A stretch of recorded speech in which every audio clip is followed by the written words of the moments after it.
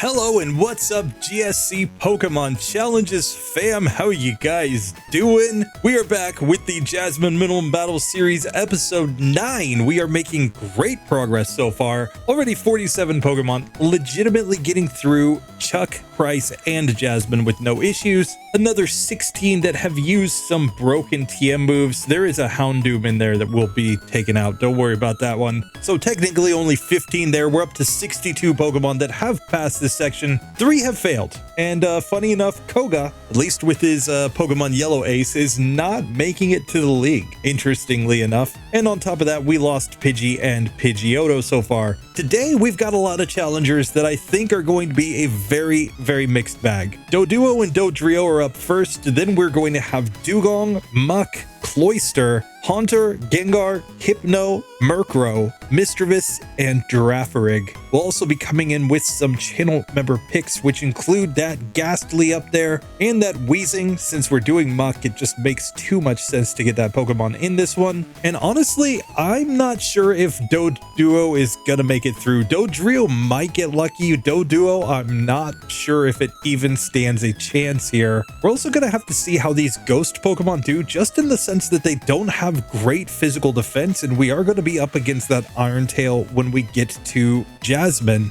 I think Sleep Strats will carry him though. I think that also applies to our Hypno. So the other Pokemon that I'm really worried about here is honestly that Murkrow. I'm just not sure how it's going to do. It might get knocked out, but who knows? Maybe its stab with Dark type is enough to get it through here. Anyway, place your predictions down below. I always love to check them. And with that, let's get into this one. Starting off with our Dodrio, let's see if the three-headed bird can actually manage to get the job done.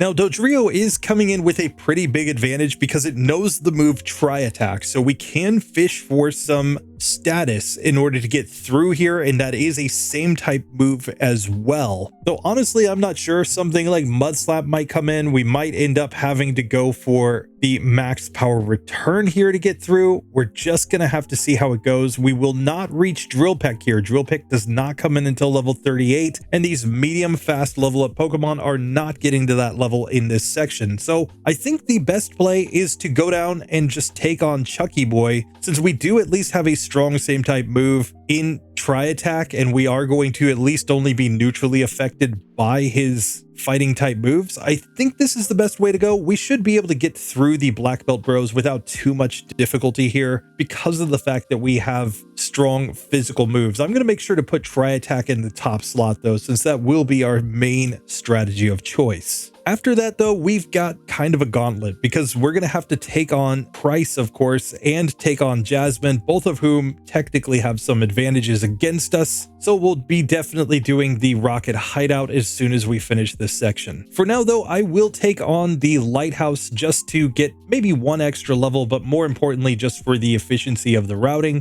before we go down to Chuck. But let's just jump straight ahead to the Black Belt Bros, since none of these trainers are going to be that hard. So here in our first attempt against the Black Belt Bros, I'm just going to go all in on the Tri-Attack. It's our strongest move, and it one-shots the Hitmonlee, so we don't even have to worry about that Pokemon. We can go for the same strategy here on Hitmonchan, and it does not one-shot. We easily tank the Thunder Punch, though. Peck will just finish that one off. Now we can move on through the rest of this gym without really anything to worry about, I don't think. But let's just see if we can manage to beat Chucky Boy. And as much as Chuck tries to convince us that his Pokemon should know the move Rock Throw, they clearly don't, so we're going to have a pretty easy time here, I think. I'm going Tri-Attack on the Primeape, getting a one-hit KO. That brings out the Poliwrath. We can go for Tri-Attack here. We get the Paralysis. It goes for Mind Reader, and then it does hit the Hypnosis on us. It is at least paralyzed though, so we at least have a chance of waking up, but it looks like Dynamic Punch will two-hit KO us if we don't wake up here. Unfortunately, we couldn't get through. Clearly, the Mint Berry is the solution here, so let's just throw that one on and try this one again. So Chucky Boy, technically round 2, I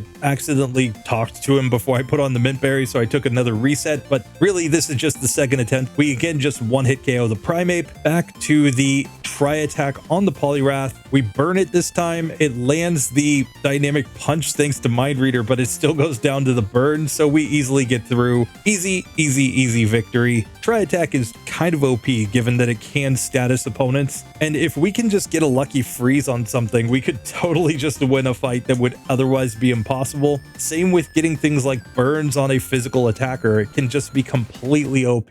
So we'll just keep that in mind. We do have ways to win. But now I'm not entirely sure I want to learn Fly with Dodrio since we will learn Drill Peck later on. We might want to keep that move slot available. So I'm going to instead teach Fly to Kenya and use that to get around the map. We'll just quickly deliver the secret potion, but we're not even going to try an attempt against Jasmine here. We'll go straight to the Rocket Hideout instead. And sure enough, Tri-Attack just basically destroys everything in the Rocket Hideout, so we can go straight to the final executive. I think this is going to be super easy. I was just trying to manage my PP to make sure I still get here with some Tri-Attacks. Let's see what it does on this Arbok. It is a one-hit KO. That brings out Murkrow next, where once again, it's a one-shot, and we could basically do anything against Gloom here, but I'm pretty sure Tri-Attack is the easiest way to take it down. And sure enough, we get through that executive with no issues whatsoever. Now we're going to move on to Pryce, though, because I think Pryce gives us a much better chance to win than Jasmine. I have already thrown on the move Mud Slap over Pursuit on this Dodrio, just because I think that's our only way that we're going to possibly get through the Magnemites on Jasmine's team, and it's not like Pursuit was very good on this Pokemon previously, so I don't think it's ever going to be a move that we're really like, oh yeah, let's use Pursuit, guys. So in this case, I think Mud Slap is just the superior play in every possible way for this Pokemon. Still, we'll worry about the Mud Slap strats if they actually become relevant, especially here against Pryce. We may just be able to go all in on attack and get the victory. So let's find out. Pryce leads off with his Seal, of course. We're going to go for the Tri-Attack here, and that is a one-hit KO. So now we've got the Dewgong in front of us. I'm going to Tri-Attack here as well. We do over half and we freeze the Dewgong. Wait, you can freeze an Ice-type Pokemon with Tri-Attack? I never knew that you could actually land a normally impossible status on a Pokemon with this move, but hey, that's nice. We get to level 33 as the Piloswine comes out, and here we do over half. It hits a massive blizzard on us, but the next Tri-Attack does knock it out. We managed to survive with red health from that blizzard, yet again proving that Pryce really just needs to retire. But honestly, we got saved in that fight by the fact that we froze the Dewgong, which I honestly didn't know that you could do with Tri-Attack.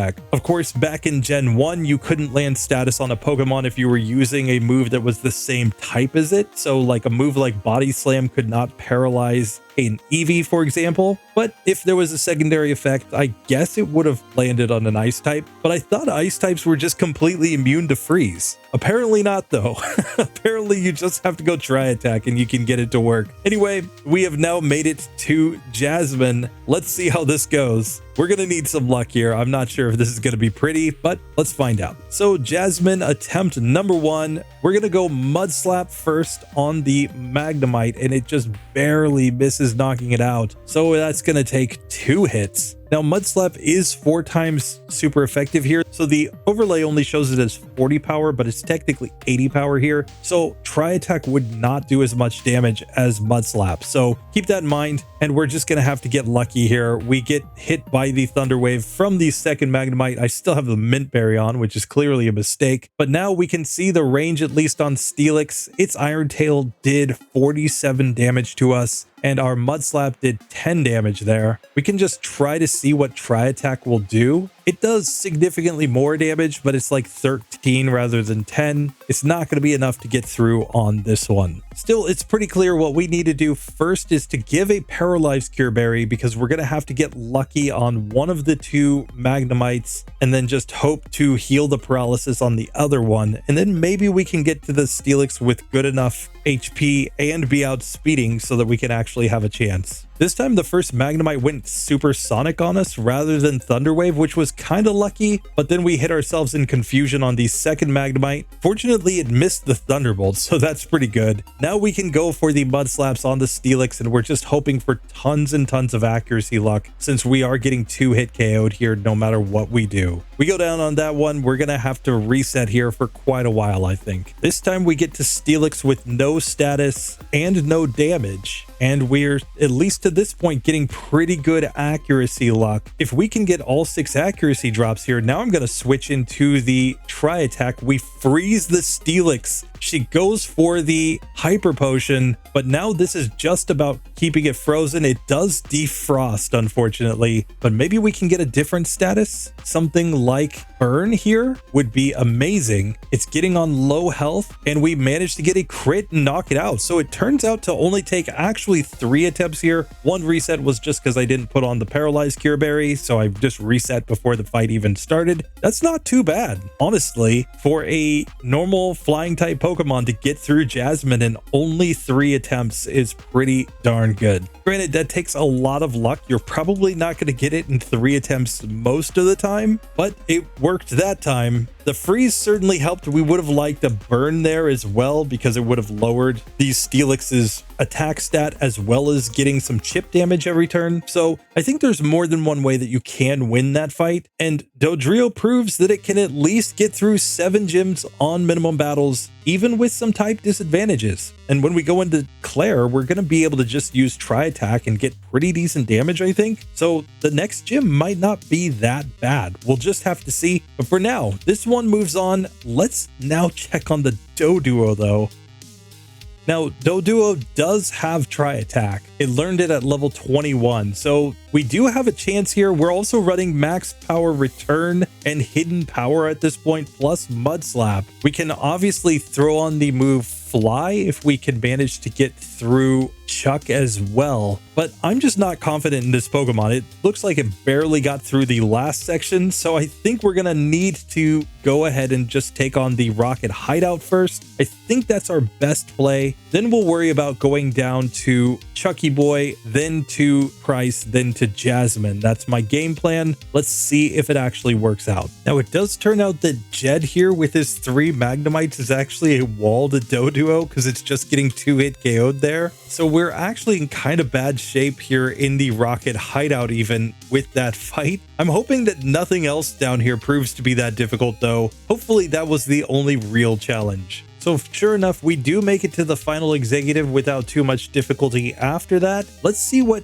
Return with Max Power does here against the Arbok. It is a 1-hit KO, and I think that means we sweep from there. Murkrow goes down in a single hit. We level up to level 30 as Gloom comes out and gets wrecked. So very nice. We get through everything after Jed with really no troubles, but I tried Return even on Jed just to see, and it was not scoring the 1-hit KO. So that of course makes me really nervous when we go up against Jasmine. We may need status, we may need some really good luck with misses there, and honestly I'm just not sure if we're actually going to be able to get through those Magnemites efficiently and what kind of range we're going to get from that Steelix. With our lower defense, it's probably at best a 2-hit KO on us, whereas previously we could have survived 2 hits without getting a defense drop with the Dodrio. That could make a massive difference in this one when we're already knowing that we're not going to be very consistent. But here we've defeated the Rocket Hideout with our Doduo, and I think the only play is now to go down to the Fighting Dojo. Even though this is a super inefficient routing, I think it's our best chance of actually progressing because we do have a type weakness against Pryce, and we saw that he got pretty close to knocking us out in that last one with our Dodrio. So it's not like we're going to be in a situation where we just have an easy victory there with Doduo. In fact, it's probably going to be a 1-hit KO if he does hit us with Blizzard. So instead, down to Cyanwood it is, and let's see if Chucky Boy can manage to knock out our Doduo, or are we going to have a good chance of taking him down just because he's kind of bad? First up, we've got the Black Belt Bros, of course. I'm going to go all in on the Return here since it's our strongest move. We do one-shot the Hitmonlee. Now let's see what we do against Hitmonchan with our strongest same type move. We managed the 1-hit KO, so we're actually getting better ranges here, but keep in mind, we went to the Rocket Hideout first, whereas Dodrio did not. So it's not actually that Doduo is necessarily better here, it's just that it has a stronger move and it went and got more levels first. But let's see if the rest of the randos are no big issue. Assuming they aren't, we will make our way straight to Chuck and see if we can manage the victory. And sure enough, we make quick work of everything, so it's Chuck attempt number 1 here. Let's see how he goes.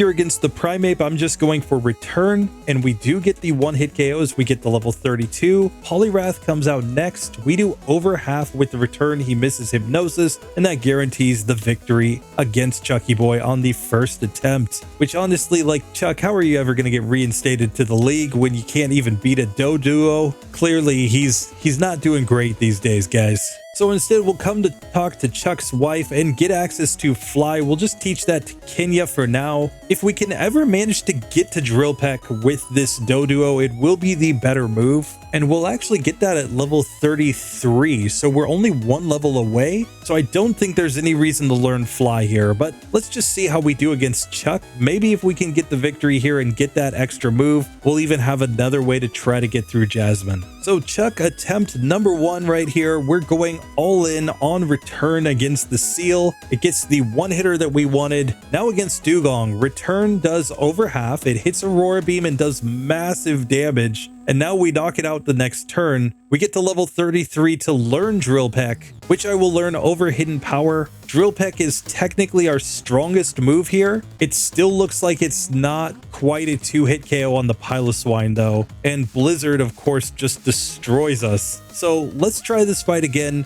We might need a crit here on the Dewgong or on that final Piloswine, but honestly, Piloswine probably isn't going to be a one-hitter with a crit. So we're going to need quite a bit of luck to get through this one from the looks of it. So instead, what I'm going to do, I'm going to give a Mud Slap to Piloswine to reduce the accuracy of Blizzard. It still hits in the second attempt, but I think that's going to be the best strategy for us to get through. On Dewgong, on the other hand, it's not like the Mud Slap's going to do enough damage, so we're probably better off going for the Tri-Attack, hoping for status here as a way to try to get through that Pokemon. So once again, we do get to Piloswine. We're lowering its accuracy. Once I get a couple accuracy drops, I'm going to switch to Tri-Attack. We get the burn on this Pokemon. He Hyper Potions. We're going to go for Return, and with the burn, we will 2-hit KO before he can attack again. So that's all that we actually needed. It took a few attempts there with the Doduo though. So any Pokemon that gives Pryce a little bit of confidence that he might not be completely washed up is always a bad sign for us as the player. Still, we're to the final gym here. I'm so nervous I went and healed again, even though I'm at full health, because I know that Jasmine's going to be terrible. We're just going to have to see if we can actually manage the win. Will we have to go for all the rare candies? This could be tough, but in theory, it should be better than what we were looking at with Pidgey and Pidgeotto, since we do have Tri-Attack to fall back on for status. We're just going to have to see if it works out. First things first though, the Paralyzed Cure Berry is almost guaranteed to be required here, since we are going to have to avoid the paralysis from these Magnemites. But if they one-hit KO us with Thunderbolt, they might just go for that and try to knock us out, which isn't that unlikely given that Aurora Beam was doing that much damage previously. We're going to have to see how this actually goes. So Jasmine, attempt number 1 right here. We're going for the Mud Slap first on the Magnemite. And yeah, they're going Thunderbolt because they're just going to one-hit KO this Doduo. And one of the problems we have is that Drill Peck is technically 4 times resisted here, so it's not going to do much damage. Return is the only move that in theory will actually be a little bit stronger here because of the badge boost that we got from Whitney earlier in the run. Let's just see how much damage it does. It does not do nearly enough. So it's really Mud Slap to hope that Thunderbolt misses twice from the looks of it. We do manage to get a Thunderbolt miss here. Now against the second Magnemite, it also misses the Thunderbolt. We're going to get a shot at the Steelix, and we're going all in on the Mud Slaps here, hoping that he just misses over and over and over again. We did not get one-hit KO'd by Iron Tail, but we get 2-hit KO'd, and that pretty much tells us all that we need to know. The big difference between this Pokemon and basically all the other flying types that we've tried so far is the fact that Magnemite's just one-hit KOing with Thunderbolt, which means that's basically the only move they're going to use, and Thunderbolt does not have that extra 25% chance to miss that Thunderwave has, so we can't fish for as much luck here as we could with other Pokemon. So that makes me think that the only real option is to go for the rare candies here and see if we can reach a level where Thunderbolt no longer is a one-hit KO against us. Now, as mentioned previously, we have access to 6 rare candies in this section of the game, and I'm going to start by going up to level 35. That will be our first damage rounding threshold. Maybe it just gives us a better range with something as well. So let's test this first. If this doesn't work, we'll throw on 3 more to get to level 38, and if that doesn't work, level 39 is our last stand, basically.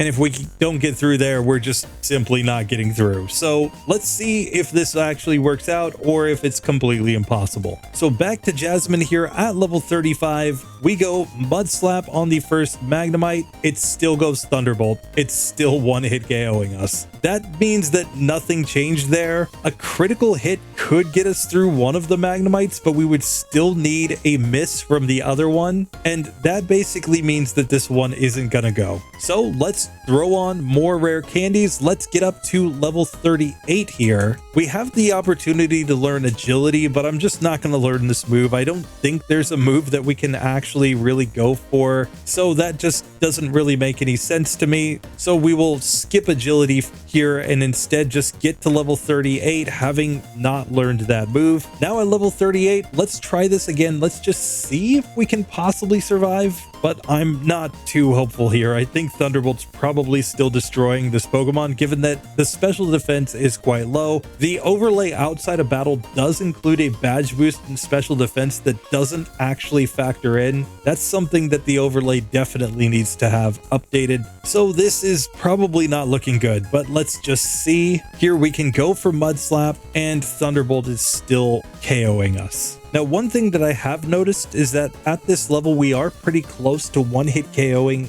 against the Magnemite with Return. And that makes me think that maybe, just maybe, a Pink Bow could allow us to one-hit KO. So I'm going to test this out really quickly. So here against the Magnemite, let's go Return with our Doduo, but it does not get the one-hit KO. It's all the way down to 4 HP, but that is not going to be enough to get us through here. Now, there is a chance that we could still manage to get through with one more level, so that's what we're going to do last. It's the final rare candy here, and if this doesn't work, we're basically going to lose Doduo here. So let's try this out. Here with one additional level, let's go for Return since it is technically our strongest move, and a critical hit one-shots the first Magnemite. Okay, that was kind of lucky. The second Magnemite, though, is down to 4 HP, and then it one-shots us. So no matter what we do, we're stuck in this situation where Jasmine is just one-hit KOing us with the Thunderbolts. Maybe we can get through with the Mud Slap, though. We got a one-hit KO on the first Magnemite. We did not get the one-hit KO on the second one. This might actually be a range at this point, and if that's the case, we might just have a chance. They are getting down to 2 HP, but it might just be if we get a high roll that we can get through. The odds of 2 high rolls in a row, I'm honestly not sure though, but we are giving ourselves the chance to get a miss as well. So while it's not going to be perfect, it may be possible to get through here. This time we get one Thunderbolt miss, which I do think is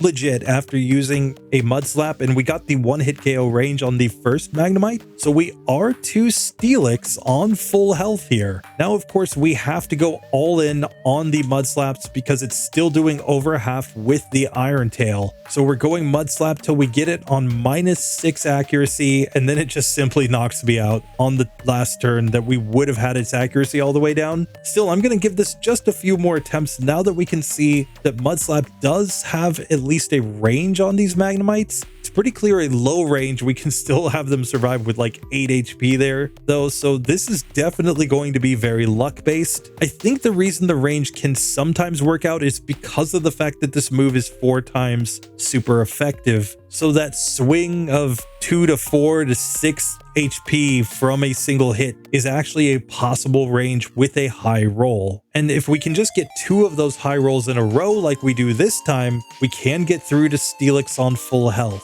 Still, once again, we can only take one hit in the entire fight against Steelix, and it does not work out that time. So I'm pretty sure that we're still going to have to chalk this one up as an impossible fight, even though we now do have a range that technically can get us through the Magnemite some percentage of the time. The luck that we would still need to get through that Steelix is probably too much unless we get it within the next few attempts. And sure enough, that just does not seem to be working. So unfortunately, I think we have to declare that Doduo is out of the action here. We've used all of the available rare candies. It just simply did not get the job done against Jasmine. She was too much of a wall. Within a couple more levels, you're probably one-hit KOing the Magnemites reliably. If you also added on something like Protein here, you could probably one-hit KO those Pokemon reliably as well. The problem with that is that you would still be getting to the Steelix getting 2-hit KO'd by that Pokemon. And if you want to, say, well, why not use vitamins, Teo, like, wouldn't that help? Maybe for the range against the two Magnemites, we could get that protein that's in the Rocket Hideout and make that effective. But I don't think there's any way that you're going to be able to pump enough irons into this Pokemon to actually make it survivable against the Steelix. And that's the real problem here. So with that, I think we have to declare this one done.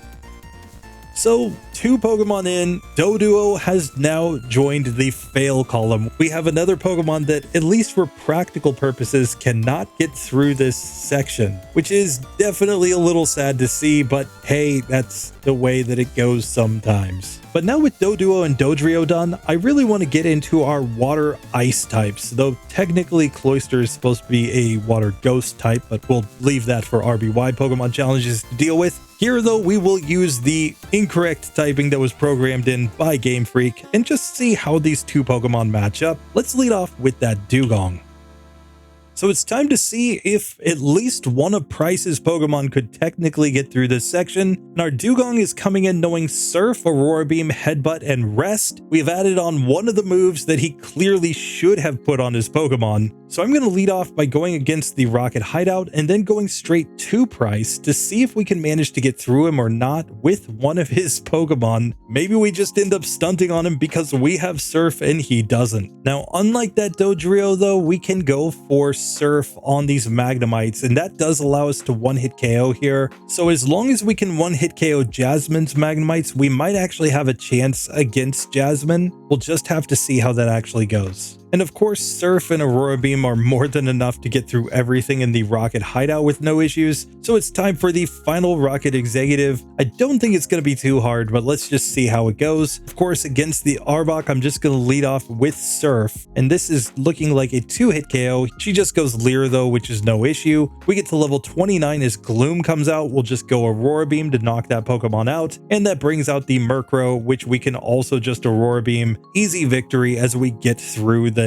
executive there. So let's just capture some electrodes and make our way over to Pryce and just see if we can manage a victory against him with our Dewgong. So Pryce attempt number 1 right here. I think Headbutt is the play obviously, but let's just see how much damage we actually do to this seal. It's a 3-hit KO. We get a flinch turn 1 though, and we knock it out in a couple more turns. Now against his Dewgong, our Dewgong is faster because we have a badge boost in speed from Whitney, plus we're on max DVs, and we can flinch the Dewgong turn 1, turn 2. We get a nice crit turn 3, and we get a knock it out. That brings out the final Piloswine, which, I mean, we resist all of its ice type moves by 4 times. So we can just go Surf here, and it's not quite a 1-hitter, but it will be a 2-hitter on this Pokemon. He can Hyper Potion all he wants. He's just delaying the inevitable as we completely destroy Pryce on the first attempt. And I think we've just proved that Pryce is a completely inept gym leader, because if he just had Surf on his Dewgong, he would technically be able to beat his own team. Like, we were at level 29 there against his Dewgong that was also level 29. Now, granted, he also should have actually taken the time to beat Whitney so that he would have a badge boost in speed. And, he could have tried using his own badge to give himself a boost in special attack. In fact, that's something that I would like to do one of these days, is to make a run where we actually give the gym leaders the effect of their own badge or the previous badges before them. I think it would actually be really interesting to see a Falkner and Bugsy and Whitney that all have boosts to their attack stat, to see everything from Whitney onward have boosts to their speed stat. We could actually see some situations where gym leaders become significantly harder if they had the same advantages as the player. So now the real question is, can we get through Jasmine's Magnemites reliably? Because if we can, Surf should do massive damage against that Steelix. And because we are water ice, I believe we're neutrally affected by the Iron Tail, so it's not that bad. And Surf will be super effective, so that may be our best strategy in this section of the game. I'm gonna just test this out. Let's find out if we can actually manage the victory against Jasmine right away, or do we actually have to try to take on the Black Belt Bros, who are probably gonna be pretty difficult here because that jump kick's gonna do massive damage. Let's test Jasmine one time to find out. So against the first Magnemite on Jasmine's team, we go Surf, and that is a one-hit KO. So we are going to get through these Pokemon, it looks like, and we get to the Steelix on the first attempt. Now let's see what we actually do with the Surf here. This one just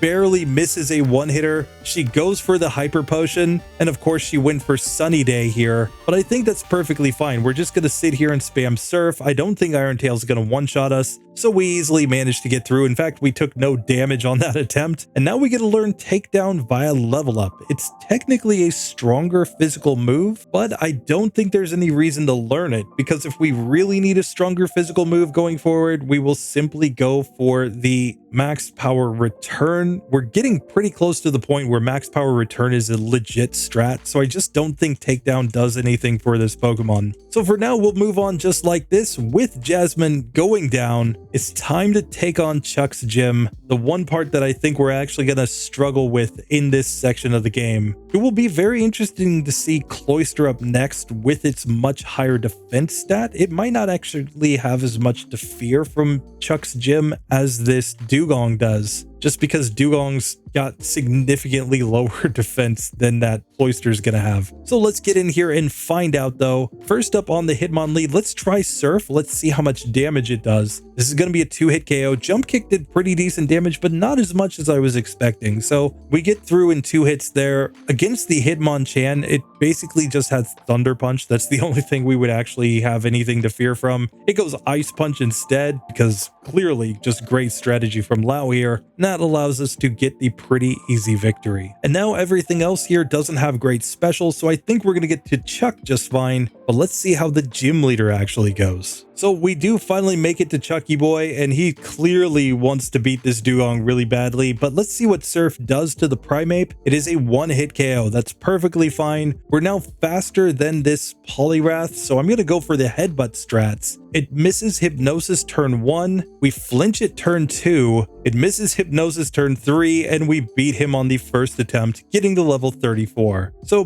clearly not that bad to get through with a Dewgong in the end. So now the question is just how do we do with the Cloyster, which I believe doesn't have as much special attack in this version of the game, but will have that massive defense stat. That could be all that it actually needs to get through. And Cloyster comes in knowing Surf, Aurora Beam, Withdraw, and Protect. Protect could be actually kind of interesting. Withdraw as well, because we can boost our defense and we can avoid taking damage in certain situations. We kind of wish that we had a move that would deal some sort of like status damage, a poison or burning move, but unfortunately we don't have anything like that on our moveset. We're just going to have to get through with what we've got. Still, I think our best play here is to start off by going through the Rocket Hideout. We've got Surf and Aurora Beam as moves that should get us through here, and then we can try our hand at Jasmine first, I think, because we don't have any good moves against Pryce. I think that will be our best play. We honestly might have to learn a new move just to be able to actually get through Pryce, just because he's going to resist both of our attacks, but who knows, maybe Surf does enough that it's just all we need to get through the Seal and the Dewgong. We'll figure that out when we actually get there. We can see by looking at our stats though that our real major issue with this Pokemon is special defense. So it might be a case where if we can't one-shot the Magnemites on Jasmine's team, we could be one-shot by them using their Thunderbolts. so we're going to have to keep an eye on that situation as well. And here as we come to the final executive fight in the Rocket Hideout, our big issue is being in the slow level up group, which means we're just not at as high of a level as we've seen with other Pokemon, and this might actually have an effect on some of these battles upcoming. I think we're going to get through this executive just fine though. We go Surf on the first Arbok, we get a critical hit to one-shot there. Now we can go Aurora Beam on the Gloom, getting the one-hit KO, and now Murkrow comes out. Aurora Beam does get the one-hitter there as well, so no issues on that fight, but I am a little bit nervous about some of these other fights upcoming just because we're going to have fewer levels. We have a big advantage though that most of our opponents are going to choose to use physical moves against this Cloyster due to the fact that they just don't really have special moves that are effective against us. That's pretty much our main advantage in this section of the game. But when we get to the league to somebody like Will using Psychic, we might just get wrecked with this Pokemon. That's looking a little too far ahead for now though. I'm going to just make my way over to Pryce because I can set up a bunch of withdrawals to basically make it so that he does no damage with the headbutts. And that might be all that we need. So let's just check this out and see. So Pryce attempt number 1, I'm just going to lead off with Withdraw against the Seal. It goes Icy Wind, which does like nothing. Now it's going Headbutt, which also does basically nothing. We've gotten our defense so high that they're using Aurora Beam against us now. And at this point is where I think we start using the Surfs to try to get through these Pokemon. Still, Seal might be able to rest against us, and if it just gets stuck in a rest loop here, that could be really bad for us because we're gonna run out of PP pretty quickly. Still, it chooses to go Aurora Beam when it wakes up, so we managed to knock that Pokemon out. That brings out the Dewgong, where once again we will go for the Surfs here, but this looks more like a 5 or 6 hit KO on this Pokemon. And of course on low health it goes Rest, and we don't have any good moves against this one, so I think we have to give up on this fight against Pryce just because we're not going to be able to deal enough damage. And it mostly owes to the fact that we have no special attack or special defense in this version of the game. This Pokemon just feels like it got super nerfed in Gen 2. So let's just give up on that for now. Let's go find a different opponent, and honestly Jasmine might be the play as long as we can knock out her Magnemites, but let's see. It's also worth noting that unlike our last run with Dewgong here, Cloyster had already defeated the Lighthouse trainers, so this level 28 is the level we would get to having fought all of the weaker randos that are available at this point in the game, as opposed to Dewgong, which was able to beat Pryce without having actually taken on the Lighthouse. So Dewgong might have been able to get to level 30 there, in which case it would have just had an even more simple time getting through Pryce. Whereas here we would honestly have to think about adding on another move if we're gonna actually get through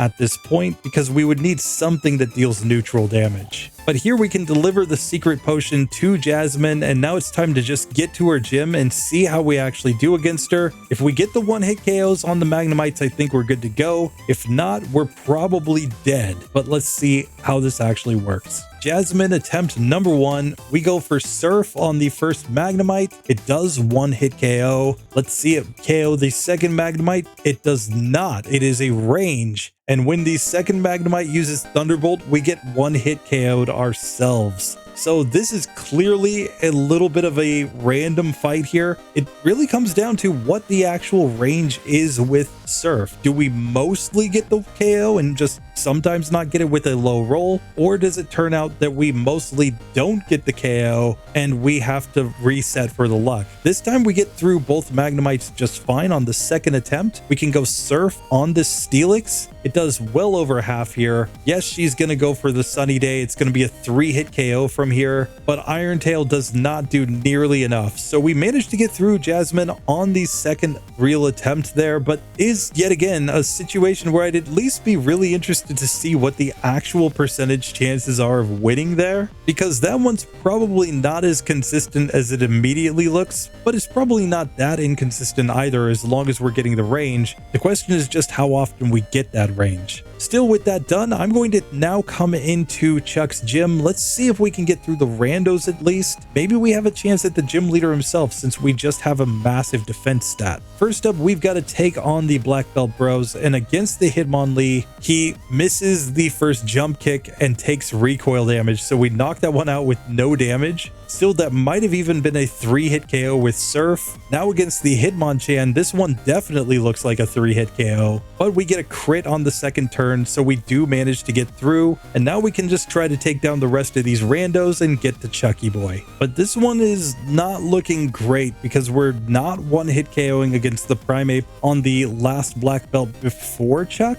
So we aren't going to 1-hit KO his Primeape unless we get a lot of luck here. And then we don't have any strong moves against his Poliwrath currently, so this could be pretty bad. And honestly, we don't have much of a move pool. Like, we could go for Whirlpool strats mixed together with the Protect to try to get some chip damage. We could also go Rain Dance here to try to power up our water type moves. Otherwise, Swift is like our neutral damage possibility, or going for our return strat. I just don't think Hidden Power does anything for us in this section, so I think those are the only strats that are currently available, and we would have to think about forgetting either Withdraw or Protect in order to do it, so I'm honestly not sure what the best strategy is, but let's get into this and find out. First up against Chuck, I'm just going to test out going all in on attack here. Let's see what the ranges are. Against the Primeape, this is a 2-hit KO, but it goes for Rage, so that's perfectly fine. It did like nothing. Now against the Poliwrath, I'm going to go for Surf right here first, since it's the stronger move, and we did 22 damage. That would be a 5-hit KO from full health. We take Dizzy Punch right there, which did a lot. I'm going to use Aurora Beam just to see what it does. We should still be able to get a 3-hit KO range after using that, but we might have been able to get access to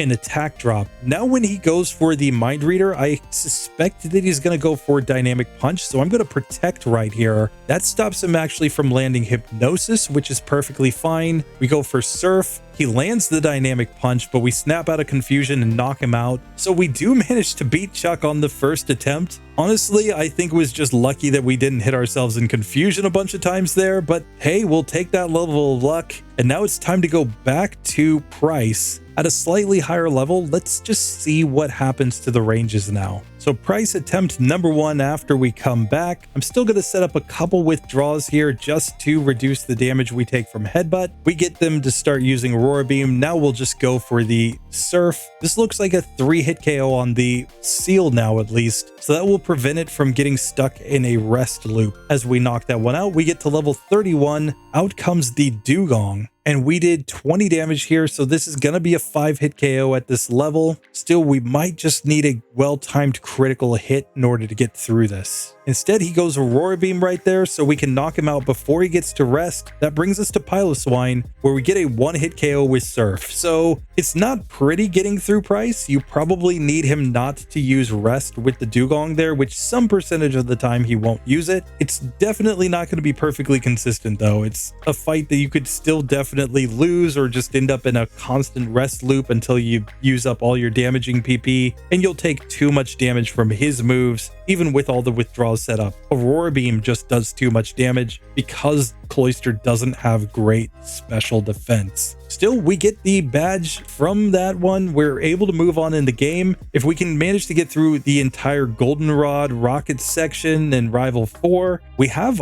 an Ice type move that should be pretty decent against Claire. Maybe we just one-shot the Dragonairs and then it's just a matter of actually landing enough hits on the Kingdra. We'll just kind of have to see. At that point, we could even use the move deleter to forget Surf, learn a normal damaging move, and then relearn Surf later on if we need it. So there are some strats, but we're just going to have to see how they actually work out. For now, Cloyster does move on. So 2 more Pokemon in the books brings us to exactly 50 Pokemon successfully passing through this section of the game. So we can officially say that about 1/5 of all Pokemon can beat the first 7 gyms on minimum battles without needing to go for any shenanigans, really. Just using their normal level up learn sets or like typical TM moves that are easy to get your hands on. No running around to max out friendship or trying to get casino coins or trying to reset for luck for a particular hidden power. They just simply get through to this section of the game. But now it's time to look at a couple of Pokemon that might have some troubles. Muk and Weezing. Now Muk, I believe, can learn Fire Punch, which will probably enable it to get through Jasmine, if I recall correctly. Weezing, I think, can learn Fire Blast. I'm gonna have to double check that, but that might be its only way to get through this section, is actually to go for that OPTM. But since it's a member pick, we'll be happy to try out every strategy we have available. So let's get into these, starting with our Muk. So coming in with our Muk, of course, we know Mud Slap, Fire Punch, Minimize, and Thunder Punch, and I'm pretty sure that Minimize plus these other moves will be enough to get us through this section. And because our Pokemon is resistant to fighting type moves, I'm actually going to make my way straight to Chuck's gym first, where we should hopefully be able to get through the randos just fine, and Thunder Punch should be pretty decent there against the Poliwrath, but let's just see if it actually works out. So first up, against the Black Belt Bros here, let's just see what kind of damage range we actually get. I'm going to go Fire Punch here, as Double Kick did basically nothing, but our Fire Punch also did basically nothing. So I'm going to take this opportunity to set up some Minimize so that we are at least more evasive before going back into my Fire Punches. And as long as we can get enough misses here plus crash damage, we should be able to get through. We even get the burn, so we get through with about half of our HP remaining as we get to the Hitmonchan. And here, honestly, with fairly low health, we don't really have much that we can do. We're trying to set up Mud Slap and Minimize to get through. It just didn't work out on that attempt though. Still, I'm going to give this a couple more attempts before I give up, but if it's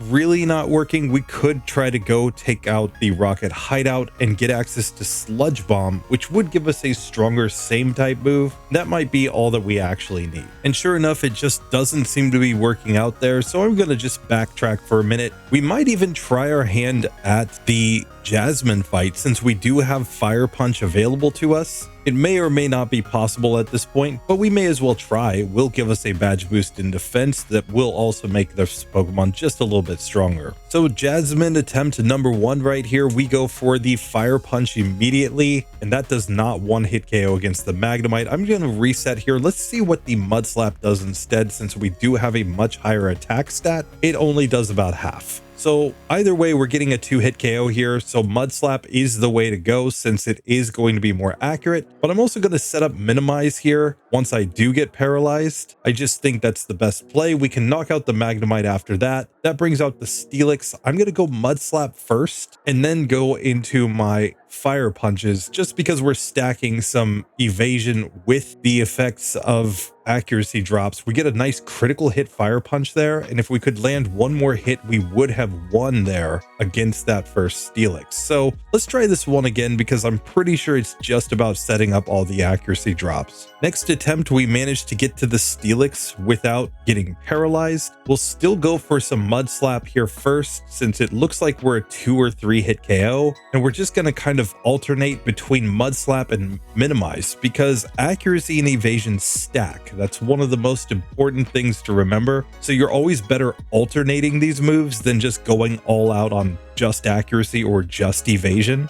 And here we get a nice critical hit that allows us to simply win on the second attempt before she can even Hyper Potion. So yeah, it's not perfectly consistent, but it's definitely possible to get through there with a Muk. But now I'm just going to make my way over to the Rocket Hideout. I think there's no reason to delay. Let's just go get some of these easy wins, get access to Sludge Bomb. That might be all that we actually need in order to get through Chucky Boy's gym. We'll take on Pryce while we're over here though, since we know that he's just kind of bad. and will probably give us a good opportunity for a victory. And even with only special moves, Muck pretty easily makes its way through the Rocket Hideout, so we're to the final executive, where our strongest physical move currently is just Mud Slap. I think we're better off just going for things like Fire Punch and Thunder Punch here. I'm gonna go Thunder Punch first. We get wrapped by the Arbok, but it's not like this Pokemon can really do much to us, so we knock it out in 3 hits. Gloom comes out next. We can simply Fire Punch that Pokemon. It's not a one-hitter, but it drops acid on us, so it's really not going to do much. We get to level 31. We could learn Screech. I'm not going to learn Screech. I don't think we need it. And now on the Murkrow, let's just go for the Thunder Punch, getting the 1-hit KO. Nice, easy victory. And with the Rocket Hideout done, we can now make our way up to get access to the move Sludge Bomb and make our way into Pryce's gym. Now, technically, both of our special moves are super effective here, so I'm going to stick with them initially at least, but if it's looking kind of suspect, we may just change to Sludge Bomb over Thunder Punch right here, keeping Fire Punch for the Piloswine. But let's see how this actually works out. So Pryce attempt number 1, we just lead off with the Thunder Punch on the first seal. It goes Icy Wind. We may as well set up Minimize here on this first Pokemon because it's going to rest at this point, and that's just going to give us a bunch of free turns for setup. And once we have all the Minimize set up, I just see no way that we actually lose this fight. It's not like Headbutt's going to do that much, and we've got this Pokemon in a 2-hit KO range anyway, so it's going to go down nice and easy. That brings out the Dewgong next. We go Thunder Punch. This looks like a 3-hitter, so even though it goes rest here, we don't really care. We're just going to knock it out before it can actually wake up. And with that, we have made it to the final Piloswine, where we can just go Fire Punch here. It does about half. We burn the Piloswine. He misses a Blizzard, of course, and we win. So we get to level 32 off of Pryce. Nice and easy. And now we're ready to backtrack to the gym in Cyanwood and take on Chucky Boy. And the biggest change that I'm going to make here is I'm going to throw on the move Sludge Bomb. We only need to keep Thunder Punch for the Poliwrath, and who knows, even their Sludge Bomb might just turn out to be the better play. The bigger thing is just that Sludge Bomb will use our much higher physical attacking stat, as well as being a same type move. So I think it will do pretty decent damage here, but let's just see if it's actually enough. So back to the Black Belt Bros, but now with badge boosts and defense and special attack, plus being at a higher level, I think this is going to be pretty easy, but let's just see. We go Sludge Bomb on the Hitmonlee and just one-shot it. Nice and easy. That will bring out the Hitmonchan. We'll go for more of the same Sludge Bomb action here, almost scoring a 1-hitter, but it will be an easy 2-hit KO from there. And that will now bring us to the rest of the Pokemon in here, where I think Sludge Bomb is basically the play the whole way. It's not resisted, so even if it doesn't get 1-hit KOs, it will still do pretty good damage here, allowing us to then just knock these opponents out with something else on the next turn. We could learn Harden at this point, but I'm gonna skip this move. Honestly, I just think that for the most part, we would prefer to have Minimize and Mud Slap as a dual strategy basically with this Pokemon. I don't think there's a lot of situations where we'd like to increase our defense that much, so I'm just gonna skip that move. So with that, we're ready to get to Chucky Boy at the end here. Let's just see how he goes. He's going to lead off with his Primeape. We go Sludge Bomb here. Fury Swipes hits 5 times, but we still one-shot that Pokemon, so that's perfectly fine. Now on the Poliwrath, I Sludge Bomb at first. It does over half. He goes Mind Reader, and we simply win. So Sludge Bomb is clearly the play with this Muck at this point, and we can just always replace our one other move outside of Mud Slap and Minimize with some coverage move, Elemental Punch, something for the rest of the run. And I think we're going to be good to go, but let's just find out if that's actually the case. For now though, Muck is moving on. It wasn't super hard by any means to get through with this Pokemon. But that now brings us to channel member Sable Mike's Wheezy, the Weezing that was given access to Psybeam at the start of this. Up to this point, we're running with Psybeam, Tackle, Sludge, and Rollout. The biggest problem I foresee here is that none of our current moves are any good against a Steel-type Pokemon, and that's where I think Fire Blast is very likely to come into play here. And we'll definitely just throw Sludge Bomb on over Sludge since it's just a stronger move overall with really no downsides. And honestly, there's not much to look forward to in this section. Like, we'll get Haze, but that's not like a move we're going to be excited to use here. So I think we're just kind of stuck with what we've got. I'm going to lead off by taking this Pokemon to get access to Sludge Bomb, since it will be our strongest same type move. And let's just see how that move actually performs on this Pokemon. And honestly, because Psybeam is just so good against all these poison types down here, and Stab Sludge basically takes down everything else, we get through the Rocket Hideout really easily to the final executive, where I think we've got all the moves we need to just crush this team. But let's get into this. The Arbok comes out first. We go for the Psybeam. That's going to be a 2-hit KO, but Wrap does basically nothing here, allowing us to get an easy KO. Gloom comes out next. We can just stick with the same Psybeam. Yet again, it's going to be a 2-hitter, but this Pokemon can do nothing against a poison type. And that brings out the Murkrow, where we can simply change to Sludge. It's going to be a 2-hitter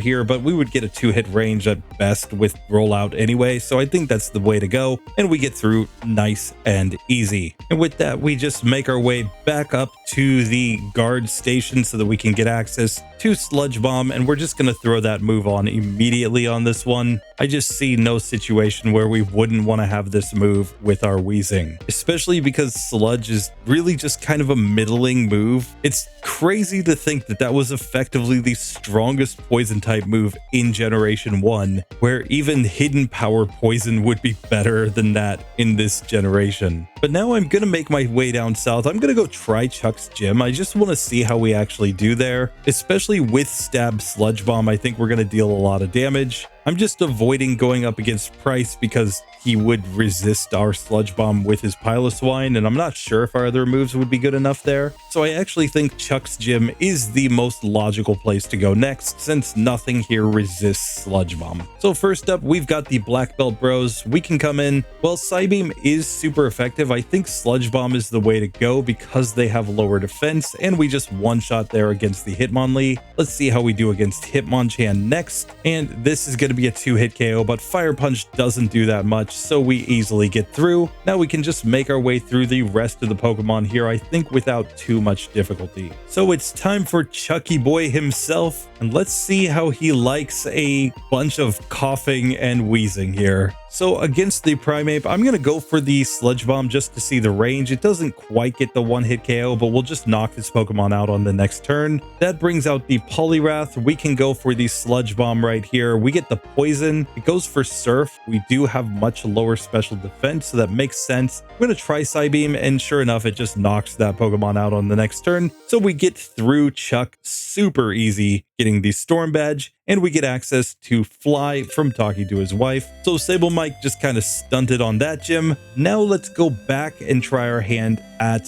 Pryce before we make our way finally to Jasmine. And really the question here is just, do we need Fire Blast at this point, or are we able to get through with our moves as they are? We at least have some neutral damage dealing moves, so if we can avoid Fire Blast, I will, but let's just see. First up on Pryce, he leads off with his Seal. I'm going to go for the Sludge Bomb right here. It's not quite a one-hitter, but it will just knock that Pokemon out with the Poison. After that, I'm actually going to start setting up Rollout here on the Dewgong, because if we build this move up enough, we'll obviously just one-shot everything from here. We knock out the Dewgong as soon as it goes to sleep. We level up to level 33, where we will not learn Haze. Tell me if you think that's a mistake down below, but here Rollout just one-shots the Piloswine, so we easily get through Pryce on the first attempt. So we're basically saying that, yes, even Janine could beat Pryce here, which is pretty sad, but she is rocking 2 of these Weezing, and I believe that her Weezings would be at pretty similar levels to this, if I recall correctly. So yeah, Janine, definitely better than Pryce. Maybe she should have been the 7th gym leader. But now we have to come back and deal with Jasmine, and this is where I think everything with our current moveset is going to break down. I think Tackle is the move that we have to forget to learn Fire Blast, but I'm gonna just test this one time just to see what the ranges look like. Obviously we can't use the move Sludge Bomb here, which is one of our biggest disadvantages in this gym. So Jasmine, attempt number 1. What I'm going to do is I'm going to test out all my strategies. Let's see what Psybeam does against the Magnemite. This appears to be a 3-hit KO. Alternatively, if we go for rollout, it just does so pathetically little. Plus the fact that we'll be confused and paralyzed. There's just no way that we're going to set up enough rollouts to actually knock anything out here. And I think it's pretty obvious that tackle's not going to do enough, which means it is time for the Fire Blast strat here. We're just going to throw this move on over tackle, and that will give us a super effective move. And if we can just knock out the two Magnemites in a single hit, it's just going to come down to what ranges we get on that final Steelix. So let's test this out. Coming back with Fire Blast, it one-shots the first Magnemite. It will one-shot the second Magnemite. Now on the Steelix, we go Fire Blast, and that manages to get the one-hit KO. So we get the level 34 with the Weezing. It's not 100% pretty, but keep in mind, I've mentioned before, we're getting close to the point where you could normally afford a Game Corner TM. So if you only need one in a run, you would probably be at least reasonable to get it here. You could pick up a bunch of items in the Whirl Islands, in Mount Mortar. Like, you couldn't go everywhere yet, but you could at least get a decent number of items to sell. We're currently sitting at 46,000 Poké Dollars, so we'd only have to reach 110,000 in order to buy the coins that we would need to get that TM. So definitely by the time that we get to Claire, or the time that we get to the League, we can justify having one Game Quarter TM on a Pokemon without it even being that unreasonable. It would be a little bit of a time waste, but not anything that you couldn't do in a standard run. So I think this is pretty close to legit here, and Sable Mike does move on. And I would just like to give a massive thanks to you, Sable Mike 38, for your long-term support here. Already 12 months as a channel member. I appreciate it so much, how much you're helping to support the channel. Honestly, thank you, and I'm excited to keep rolling forward with Wheezy here for you. But with all of that done, it's time now to get into our ghost Pokemon. And I'm going to lead off with the Gengar, Haunter, and Misdreavus, of course, but we also have that member pick Gastly up there that we're going to have to check in on here. Makes sense to lead off with the quintessential, original, best ghost Pokemon from the original generation. Let's look at this Gengar and see how easily it gets through this section.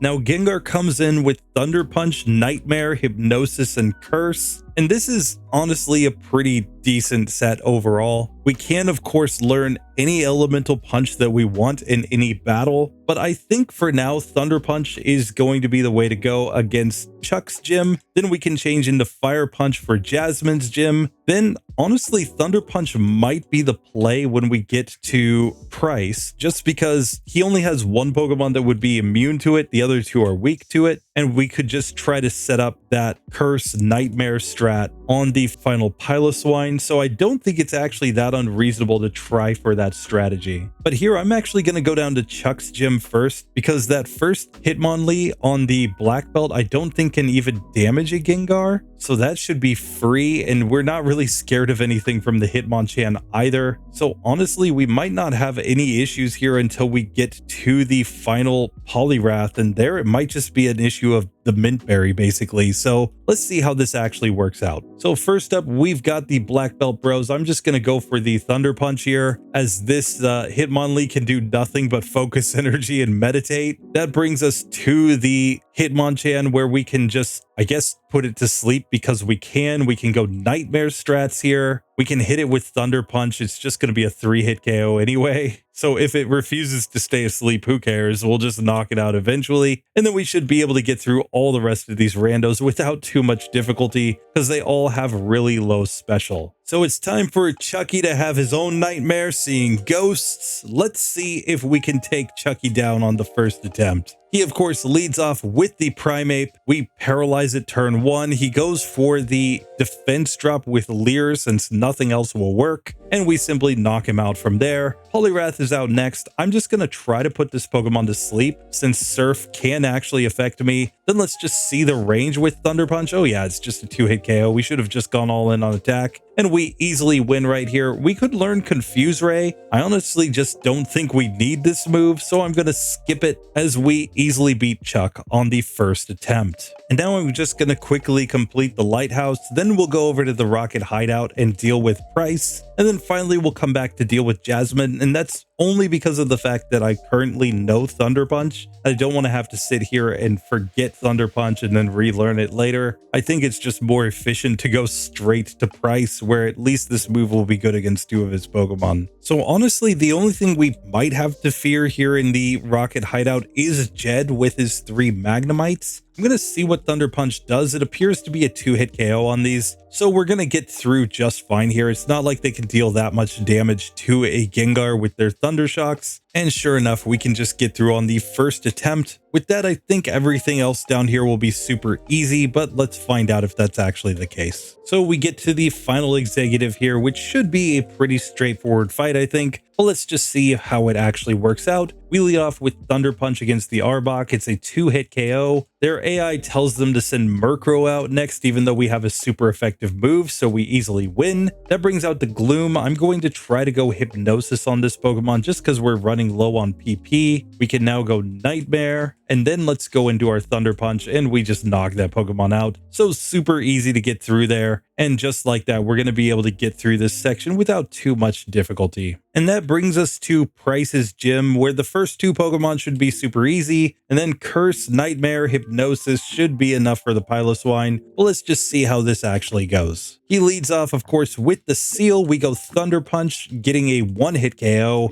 Dewgong comes out next. Thunder Punch is going to be a 2-hitter here, but Aurora Beam didn't do that much. That brings us to the final Pokemon, where we will simply use Hypnosis to try to put this Pokemon to sleep, and we get frozen solid by a Blizzard. Oh, this is like the only way Pryce can win here. Well, that was bad luck, but hey, it happens. Let's try this one again, where again the Seal and the Dewgong should just be guaranteed victories 100% of the time. And here we just have to get the Piloswine to sleep. It goes Mist here, then it lands Blizzard, and we're just missing all of our Hypnosis. We finally land a Hypnosis here. We can go for Nightmare, and now we're just hoping that it stays asleep a bunch of turns as the Nightmare slowly whittles this Pokemon down. However, it's basically guaranteed to go for Blizzard when it wakes up, and it knocks us out on that one. We just need better luck on this fight, basically. This time we land Hypnosis immediately. We'll now go for Nightmare. We'll now double down with Curse, and because he doesn't go for the Hyper Potion, he simply goes down on the next turn. So there we go. We easily managed to get through Pryce once we go for the Hypnosis plus Curse strat on that final Pokemon. It was just a matter of actually getting our moves to hit. But now we're going to make a change to the moveset. We're going to replace Thunder Punch with Fire Punch. That way we have a super effective move for Jasmine, and that is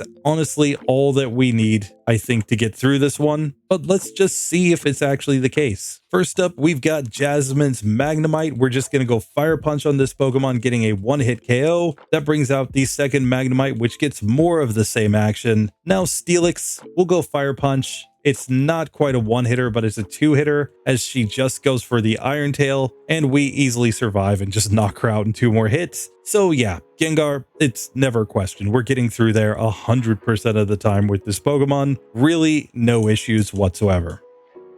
But now it's time to move on to our Haunter, which knows Lick, Curse, Nightmare, and Hypnosis. And honestly, this Pokemon is just a little bit more suspect given the fact that it does not get access to Elemental Punches. Still, we could try a lot of different strategies here. Even going for Shadow Ball could make sense, just since it's our strongest same type move. But I'm going to start off just trying to go with this moveset. We'll take on all the randos first and then go from there. Still, I think the most logical play is just to start by going to the fighting gym, since we're not going to be affected by a lot of their moves.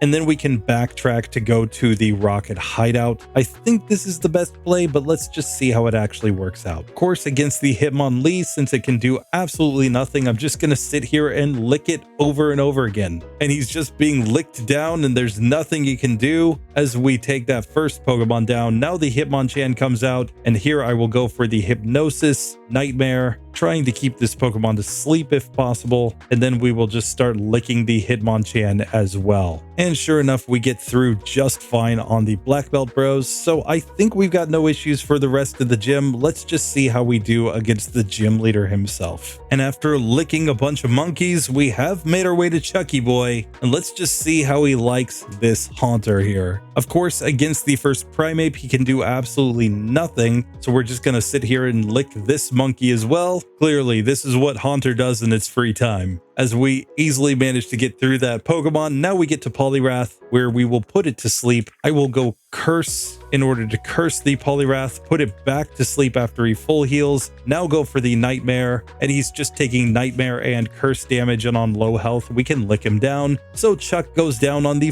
first attempt with basically no difficulty whatsoever for this Haunter. And after talking to Chuck's wife, we will scare her into giving us the Fly HM so that we can now move on in the game. Let's go beat up on some rockets with this Haunter. Now here the fight against Jed is a little bit scarier because we have to go for Nightmare strats, because Lick just does literally nothing to these Pokemon. And this might be a preview of what we're going to be dealing with when we get to Jasmine, since we just don't have a better strategy against Steel types with this Haunter. Still, we do get through on the first attempt there against Jed, so it might just be fine as long as we just get the sleep luck that we need later on in this run. For now though, we're just gonna have to keep going through these rockets, which aren't gonna be particularly fast by any means, but we should be able to get through all of them. So we do manage to get to the final executive here, but we have to run out to heal a lot because we either have to sacrifice HP with Curse, or we have a lot of situations where we just can't land Hypnosis over and over again and we take a lot of damage. So it's definitely a little sus, but we do manage to get through to the final executive at the end. Let's see how she goes. On the Arbok, I am going to put this one to sleep and Nightmare it, and then we'll start licking the snake here. Really, we want this one asleep because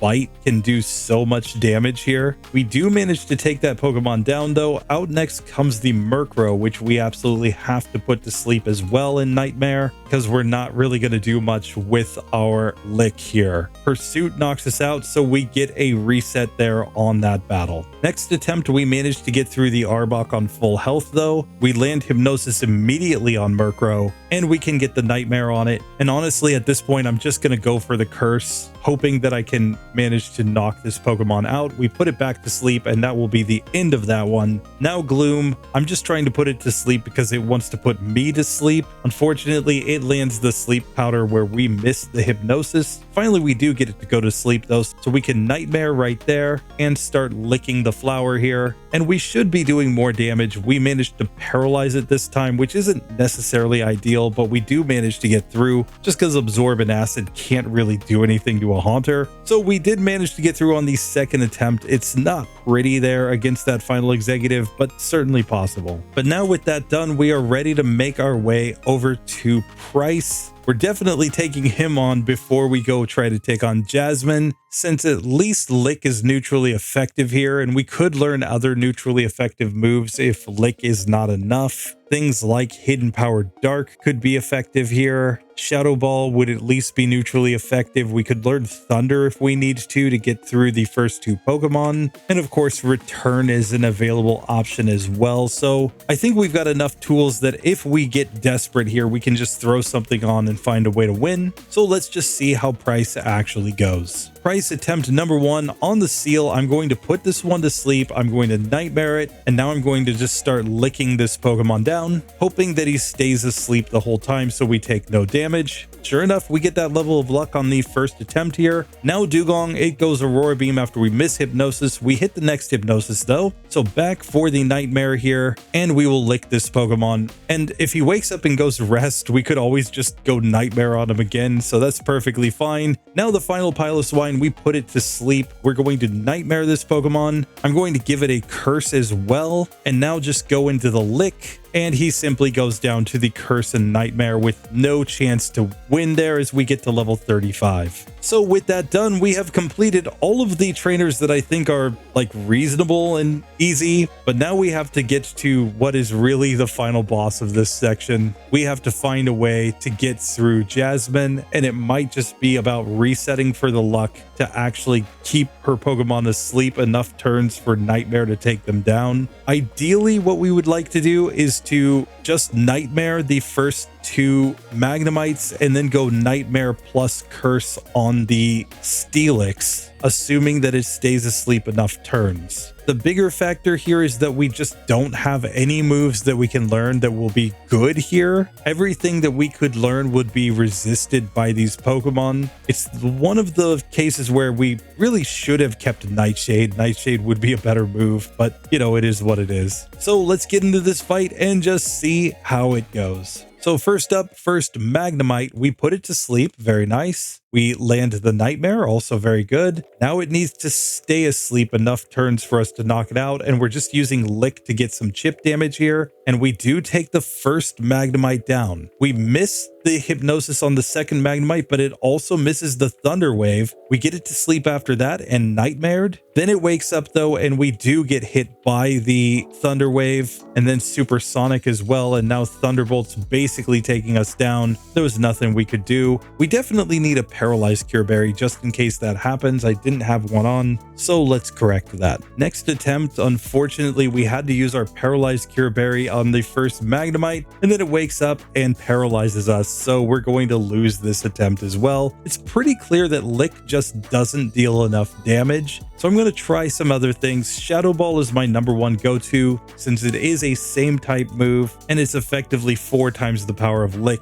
Even with it being resisted, it should do a lot more damage here. So let's just see how that move affects this battle. This time the first Magnemite goes Thunderbolt on us instead of going for Thunder Wave turn 1. But now we can see that the Shadow Ball basically means that with Curse or Nightmare, it's only going to take a couple of turns to knock out these Magnemites. So we do manage to get to the Steelix now. We put this Pokemon to sleep as well. We're obviously going for Nightmare here. Iron Tail just destroys us when that Pokemon wakes up. I do need somebody to explain the logic to me of why Iron Tail can hit a ghost. I know canonically, even in the anime, it can hit a ghost because we saw Ash's Pikachu use the Iron Tail in order to fight against Agatha's Gengar. So I don't question that it can hit ghosts in the game and anime. I just want to know why. Why does Steel hit Ghost? So here on attempt 5, we get back to Steelix, but we're all the way down to 5 HP. We do manage to put it to sleep though, and if it just stays asleep enough turns, we might have a shot here, but Shadow Ball does basically nothing, owing to the fact that Steelix just has massive defense. She can't wake up on the turn that she uses her Hyper Potion at least, and that means that she does get down on low health, and we actually managed to win in spite of the fact that she had us all the way down to 5 HP when we got to the Steelix. So is it consistent? No, but it is possible. It is a good idea to add on the move Shadow Ball there. Thunder probably does more damage than any of this since we would have a higher special attack stat, but you wouldn't be able to use that on the Steelix. And there's just not a whole lot else available to this Pokemon. You're basically stuck using these moves. Honestly, just keeping Nightshade from earlier on would have been the best play. You'd be doing a fixed 35 damage to all of those Pokemon, which with sleep is probably enough to get you through there. But now before we get into the Misdreavus, let's look at our Gastly, which is sponsored by channel member TheProgrammedKight. His Gastwave started this whole run with Psywave as its way to get through Falkner, but by now it's forgotten that move. It's running Curse, Nightmare, Hypnosis, and Nightshade. And based on the results that we just saw with Haunter, I honestly think that this moveset is going to be better than what we just saw. Still, I think we should actually go down to Chuck's gym first, because there are quite a few Pokemon in the Rocket Hideout that Nightshade cannot affect because they're normal type. We can also take on the Lighthouse while we're over here, since we didn't in the previous section, which will allow us to gain a couple extra levels before we actually go and take on Pokemon that can't be affected by our moves. So as we come into Chucky Boy's gym here, we know that the first Hitmonlee cannot even affect this Pokemon, so it's going to be an easy victory. But let's see how we do against the rest of the randos here as we make our way to Chucky Boy. The first Pokemon that actually can affect us is, of course, this Hitmonchan right here, but we're faster. We can put it to sleep. We're going to Nightmare this Pokemon and then just go into the Nightshades. We're guaranteed to do 29 damage here. So after getting it asleep, it's only a 3-hit KO at most, allowing us to just easily get through that first trainer. And now I don't expect the rest of the trainers to do all that much to us. The next trainer does have a Machoke that can use Rock Slide, but as long as we get to sleep, that shouldn't be an issue. Still, we'll Hypnosis on things here just to be safe,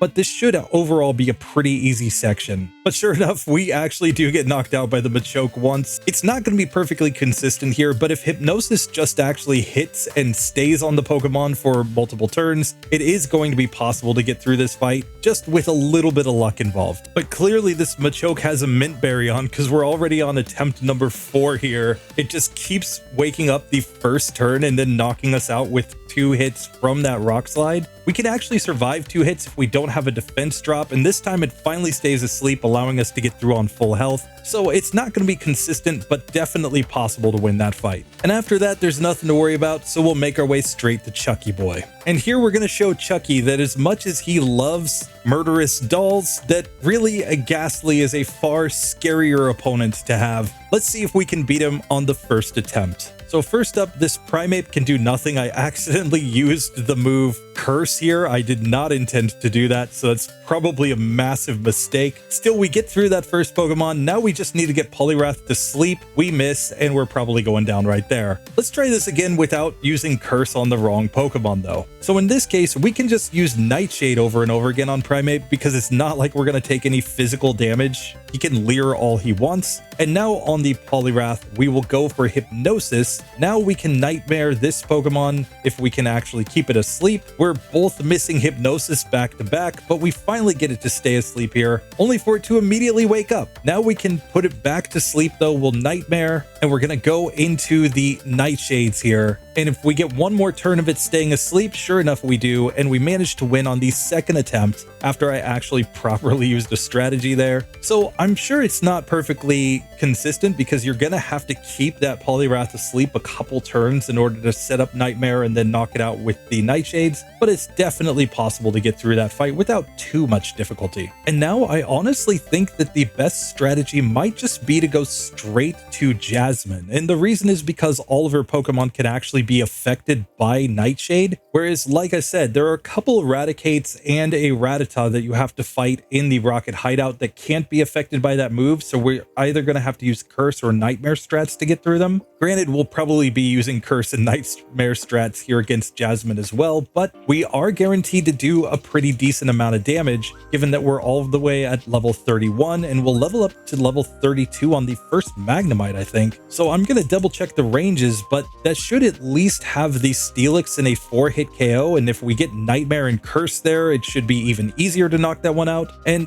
then it's just a question of how many hits it takes to knock out these Magnemites. Let's get into it and find out. So Jasmine, attempt number 1. We can see the Magnemites are going to be 2-hit KOs here, so I think we want to put them to sleep just to avoid status. And then as long as they stay asleep for a turn, we can simply knock them out. We get to level 32 off of that first one. We put the second Magnemite to sleep, and it wakes up and goes Thunder Wave, of course. So that's obviously not the luck we're looking for. We're going to lose this first attempt unless we get an Iron Tail miss, which we don't. But it's pretty clear the Paralyzed Cure Berry is what's required here. And then we're going to have a pretty decent chance of getting through. So let's just try swapping out our held item and try this one again. So attempt number 2, we once again put the first Magnemite to sleep, and now it's just a matter of 2 Nightshades. We level up to level 32 yet again. We managed to get the second Magnemite to sleep, Nightshade, and it stays asleep this time, so we didn't even need the Paralyzed Cure Berry. But now it's all about Steelix. We're going to put this one to sleep. I'm going to Nightmare it. I don't think I want to go for Curse, just because of the fact that if she does wake up and land a Iron Tail, we're probably dead. I'm not sure if we can survive one from full health or not, so I'm going to avoid the Curse for now. Let's just go Nightshade, doing pretty decent damage. She's going to have to Hyper Potion right there, still taking Nightmare damage. and she stays asleep, so she never gets the chance to even attack us, and we beat Jasmine on the second attempt. So yet again, probably not consistent, but certainly a winnable fight by all means, so there would be no reason to avoid Jasmine at this point. So honestly, if we were ever going to think about forgetting Nightshade, now would be the time, but I'm just not sure that we actually have a better move for quite a while. Like, yes, Shadow Ball is a stronger same type move. We could learn Return, we could learn Thunder, but those put us into that OPTMs category. And honestly, I just don't think that there's a move that's worth learning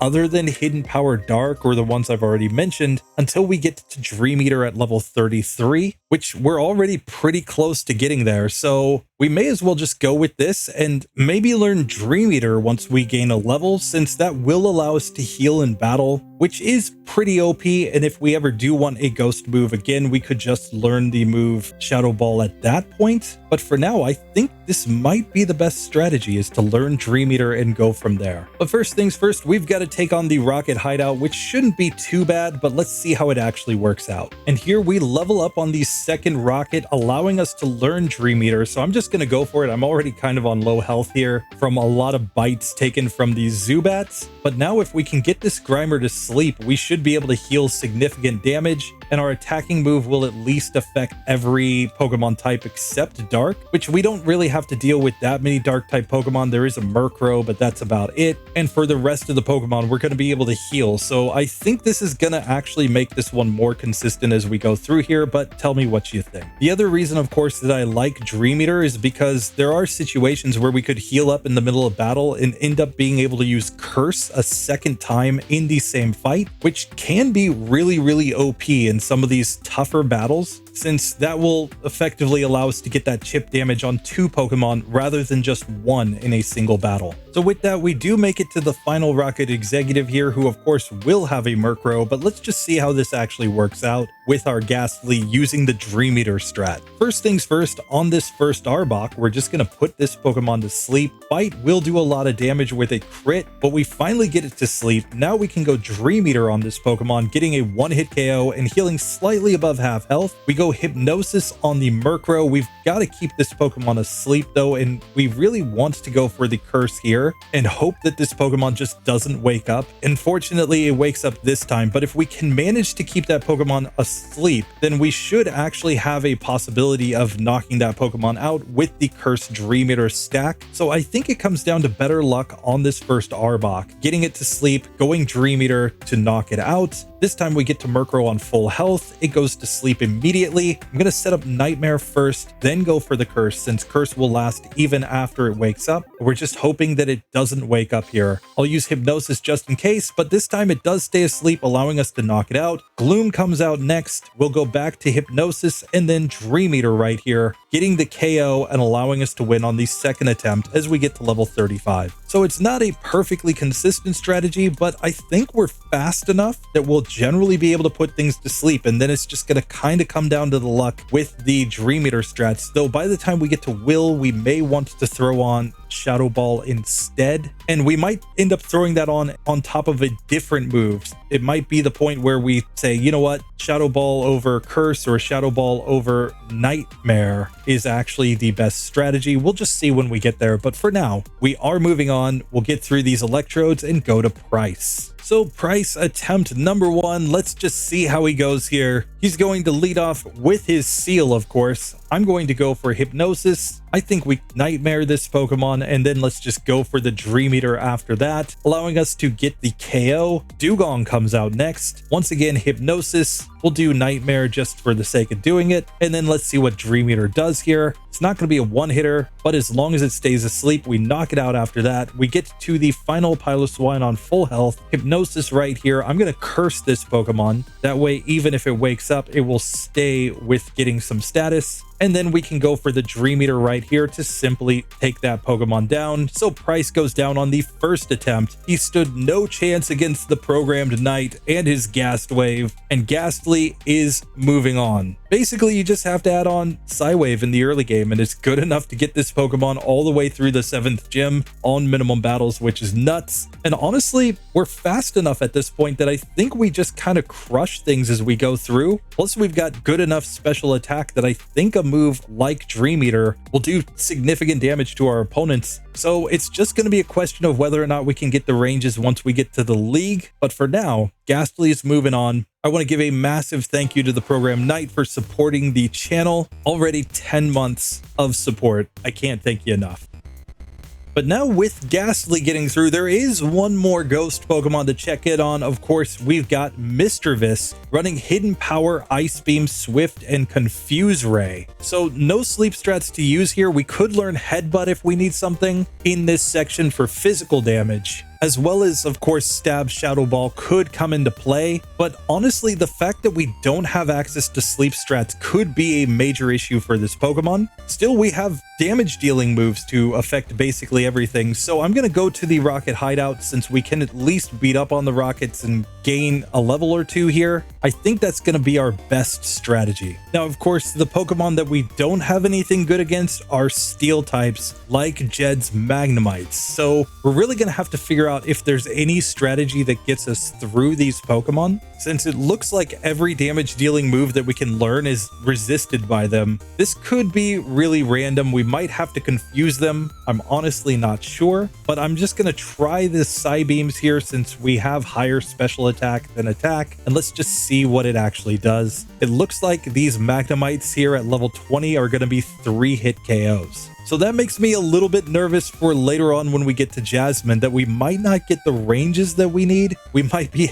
leaning really heavily on the Confuse Ray to even have a chance of getting through there. So I'm going to gain all the levels that I possibly can before we even try Jasmine in this one, because I just don't think she's going to be very consistent no matter what we do. So first up, we're going to take on the last Rocket Executive here in the Rocket Hideout. Let's just see how she goes, since she does have a lot of super effective moves with her first two Pokemon. She leads off with the Arbok, of course, where we're going to go for the Psybeam. We do not quite get a one-hit KO, so we'll have to knock it out after that. We get to level 32. Murkrow comes out. I'm actually going to confuse this Pokemon just to reduce the number of hits it gets. Then we'll go Swift, which looks like it's going to be a 2-hit KO. Unfortunately, Pursuit didn't do that much. Now Gloom will go Psybeam, and this is going to be a 2-hit KO, but this Pokemon really can't do much to us, so we'll get through just fine right there. Still not super inspiring that we couldn't even one-hit KO with a super effective Psybeam, so I'm a little nervous going forward. But now with that whole section done, it's time to try our hand at Pryce, who may or may not be reasonable at this point. We'll just have to see. Let's check it out. So first up on his seal, I don't think we're going to one-hit KO here, so I'm going to confuse this Pokemon first. Fortunately, it hits itself in confusion turn 1, but we can see that Psybeam is not doing that much. We're not going to do that much more with Hidden Power, so honestly, I just don't think we're going to do great here. Still, if we get them to hit themselves enough times, we could possibly get through, though it looks like Dewgong might even be like a 5-hit KO. Fortunately, it hits itself in confusion a bunch of times, so we are going to take that Pokemon down, getting to level 33. Piloswine's out next. Let's confuse it. It hits the Blizzard, doing pretty decent damage, and it hits another Blizzard to take us down on the first attempt. So really the issue seems to be our damage output just not quite being enough to make this fight consistent, though with enough confusion luck we should eventually be able to get through. So next attempt we are back to Piloswine again as we confuse it. This time it goes Mist, which is perfectly fine by me. We don't really care about that move. It hits the first Blizzard, which looks like it's doing about 30 damage, but then he hits himself in confusion, so we actually do manage to beat Pryce on the second attempt. Still, it's not super great there. You're going to be resetting quite a few times, I think, to actually get through that on average, especially if you're not rocking the max DVs like I am in this one. I would expect that fight to be really, really tough in that situation because you're really going to need to get the confusion luck to stack up properly. So it's probably better to go to Chuck's gym than to sit there and reset on that one, just because at least we know the very first black belt won't be able to deal any damage to you. The second black belt's only going to be using relatively weak special moves with the elemental punches, So honestly, it's going to be the Rock Slide Machoke that's possibly the bigger challenge in this one yet again. But I definitely think we're going to have better luck here than we'll have against Jasmine. So let's just get into this gym and see how it actually goes. Starting, of course, with Hitmonlee, we're just going to go for the Psybeam and get an easy 2-hit KO as it just does nothing back to us. That will bring out the second Black Belt Bro against whom we can also go Psybeam. I don't think we really worry about any of the elemental punches unless they get status, and we easily knock that one out in 2 hits as well. So with that, I think we get through the rest of the gym just fine, but let's see if it actually works out. Unfortunately, the Rock Slide Machoke is just a 1-hit KO here, so there was nothing to worry about from that Pokemon. So with that, we make it to Chucky Boy himself, and let's just see how this fight actually works out. He's going to lead off with the Primeape that can do nothing, so we'll just take the easy victory here. A 1-hit KO with the Psybeam. Now I'm going to confuse the Poliwrath because I expect it to be a 2-hitter. Uses Mind Reader turn 1,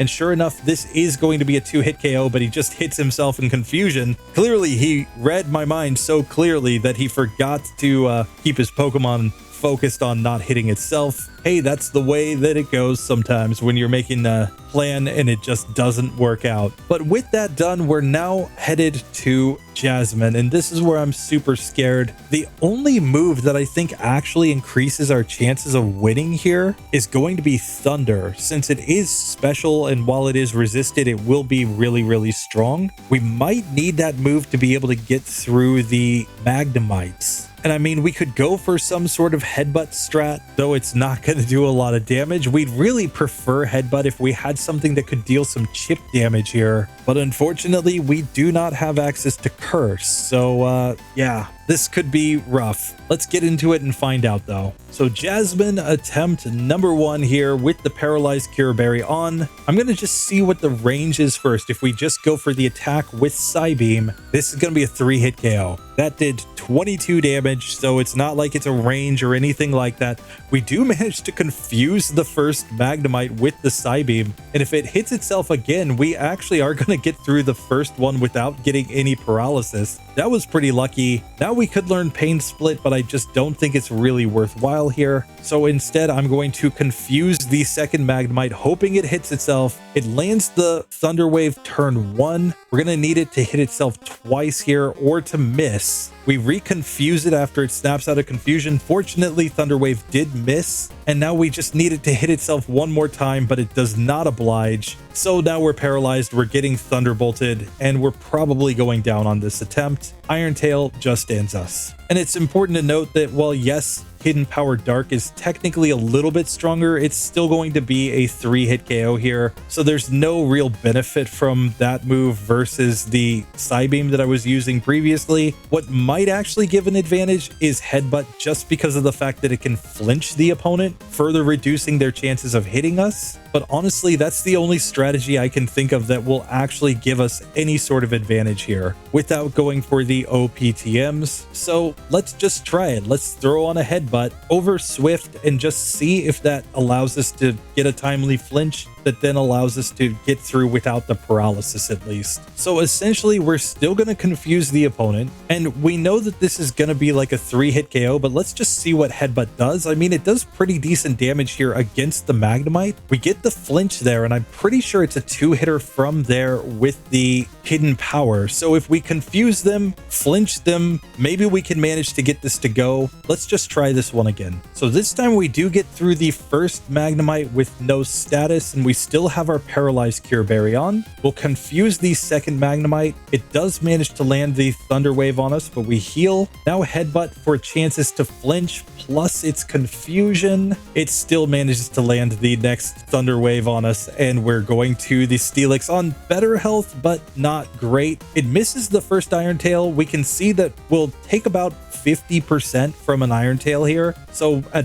best, we're surviving 2 Iron Tails, but that's probably pretty luck-based. And now a move like Psybeam is only doing 16 damage here. So we're going to need a lot of luck from this Pokemon hitting itself in confusion and not hitting us with Iron Tail. So it's pretty clear that this is not working out. So I think the only other strategy is to try Thunder here, just to see if it will give us a better range against those Magnemites, given that while it is resisted, it will be a stronger move. Then we're just going to have to use our other moves to try to get through that Steelix. Funny enough, this might be a situation where we really wish that we still had the move Psywave, since we could have used that move as a way to try to get through here. But for now, let's just see how Thunder works on these Magnemites. I'm just going to go for it to see the range first. Thunder on the first Magnemite does over half. It gets paralyzed. And now I think we can even go for Hidden Power to knock it out. Sure enough, we can. So with that, we're going to the second Magnemite still with our Paralyzed Cure Berry on. We'll go Thunder first. It gets paralyzed as well. It misses the Thunder Wave,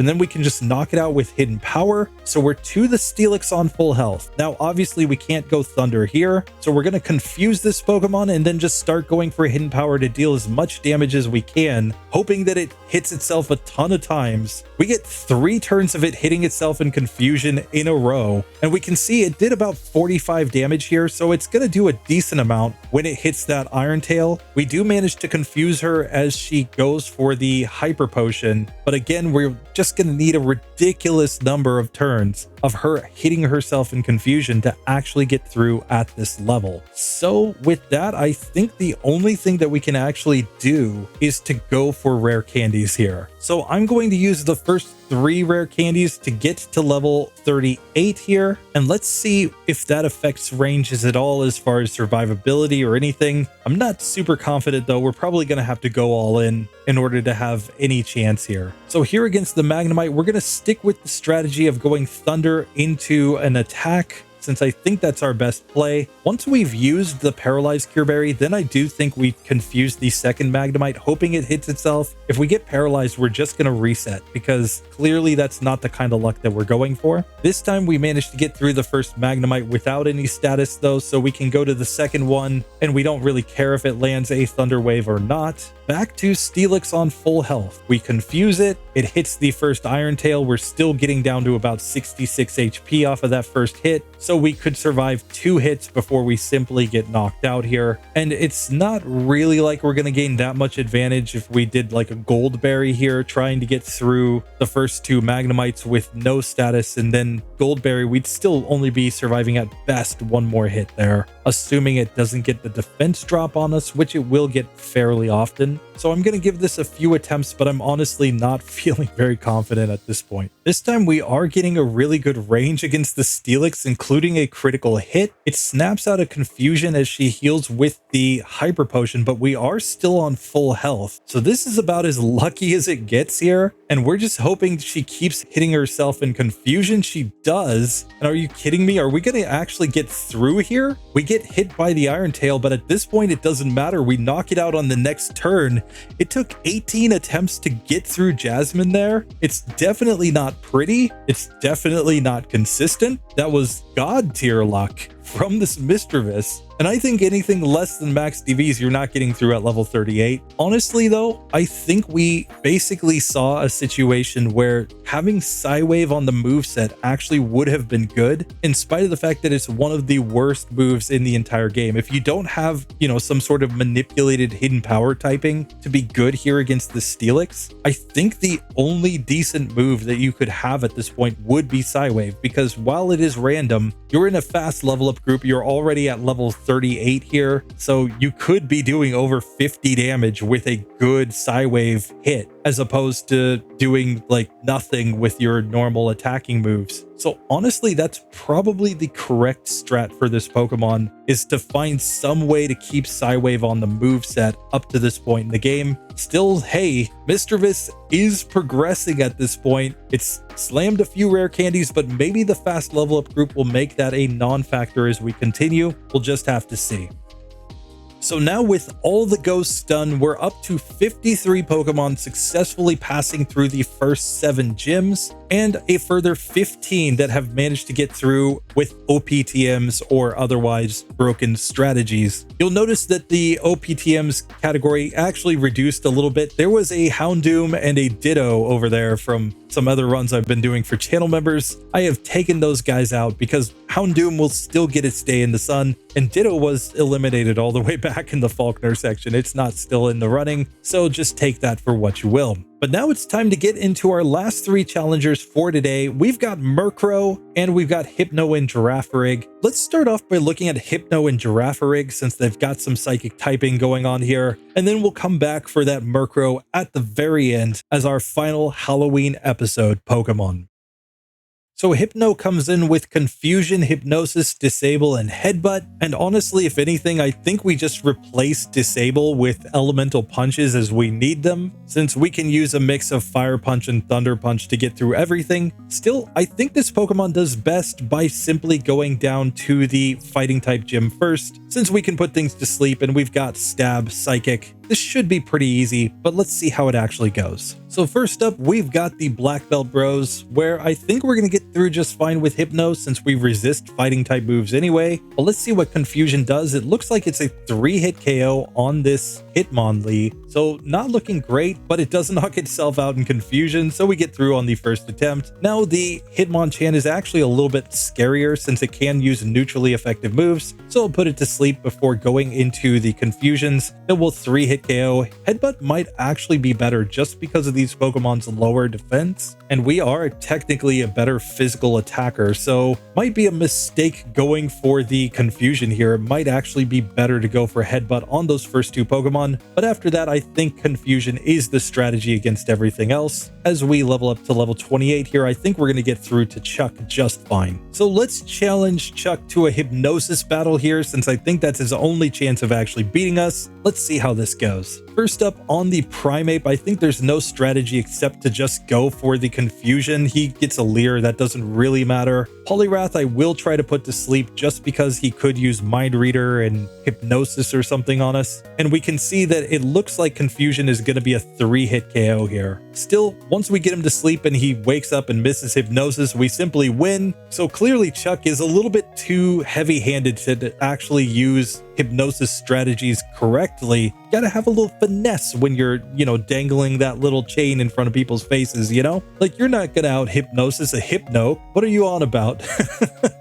Still, with that done, I'm actually gonna go to Jasmine now because I'm pretty sure we just throw on Fire Punch and we completely wreck her gym. But let's just see if that actually works out. And here, generally, I avoid adding on new moves, but the fact is that Disable is so bad, generally speaking, that we're better off just replacing that move with pretty much anything. And Fire Punch is just the obvious play to get through this gym. It's not like any of our other moves are good at this point, so let's just see how this actually works out. Jasmine, attempt number 1, we're going to go for the Fire Punch on the first Magnemite, just barely missing a 1-hit KO, though we did burn it, and I did not put on a Paralyzed Cure Berry, so we're actually in kind of bad shape here, though we do get the 1-hit KO range on the second Magnemite. I think we have to put Steelix to sleep though because of the fact that we are paralyzed and confused. We do slightly less than half damage with Fire Punch, and she is going to Hyper Potion here, and we burn the Steelix. It misses an Iron Tail. What the heck am I doing going for Hypnosis when it's burned? Sorry, clear mistake. Let's try this one again. It looks like the Magnemites might be a range with the Fire Punch, or it might be that after I level up, I can 1-hit KO them. So I'm going to reset here a couple times just to see. Because if we can simply put the first Magnemite to sleep, it doesn't get 1-hit KO'd, but we can knock it out immediately after that. And then once we level up to level 30, we are getting a damage rounding threshold, which does seem to get us the 1-hit KO on the second Magnemite, which means at this point, we can try to put Steelix to sleep and go into the Fire Punch, now with a speed advantage. And since this Pokemon is going to be a 3-hit KO, she's going to use 1 Hyper Potion there. But if she just stays asleep or we get a crit, we win on the third attempt here. I just had 1 reset due to getting paralyzed. I didn't even put on a Paralyzed Cure Berry here. It is possible to get through with Hypno at this level, though not perfectly consistent. You'd be much better off going to the Rocket Hideout first to gain a level or 2, and then you're just going to knock out those Magnemites in a single hit. So clearly that's the best way to go, but we do manage to get the job done. And now, honestly, I don't think we need Thunder Punch for the next section, since technically a neutrally effective Confusion is just as powerful as a Thunder Punch, just without the ability to get paralysis on the first 2 Pokemon on Pryce's team, and Fire Punch is better for the Piloswine, so I think it's the way to go to just keep our moveset as is. Let's go ahead and get into the Rocket Hideout first though, gain a couple levels, and then get to that gym. And sure enough, we just wreck the entire Rocket Hideout, so we can get to the final executive, which I don't think is going to be too hard. She's going to lead off with her Arbok, of course, and here we just go for confusion. It's basically the same as anything else. We get a one-hit KO. Murkrow comes out. We can actually go for Headbutt here, I think, since our physical attack is so significantly higher, and it's not like that Pokemon's going to do that much to us with our high special defense. So we knock it out in 2 hits. We could learn Poison Gas here. We'll just skip that move as we get to the Gloom. And here, Confusion, Fire Punch, they're effectively the same power. They're both going to one-hit KO. So we get through just fine. And now we can make our way to Pryce. So Pryce attempt number 1, let's just see how he actually works out. I'm going to put this first seal to sleep if I can, and then just start spamming Headbutt on it. This looks like a 2-hit KO, so we probably didn't need to sleep there. Out next comes the Dewgong. We can really go for anything, but technically Headbutt is going to be our best move. We have higher attack, it has lower defense. This just makes too much sense. It looks like it's going to be a 4-hit KO, but of course if it does wake up, there's a chance that we could flinch, or here it goes for Aurora Beam, which did lower our attack, but that's probably not a major factor because when we get to Piloswine, we're just going for Fire Punch, which is going to 2-hit KO this Pokemon. Even if he goes for the Hyper Potion, he's just going to be in a healing loop and then get knocked out. So really no issues there. We get to level 34 as we beat Pryce, and Hypno moves on in this challenge. And since we can learn Ice Punch in the next section, I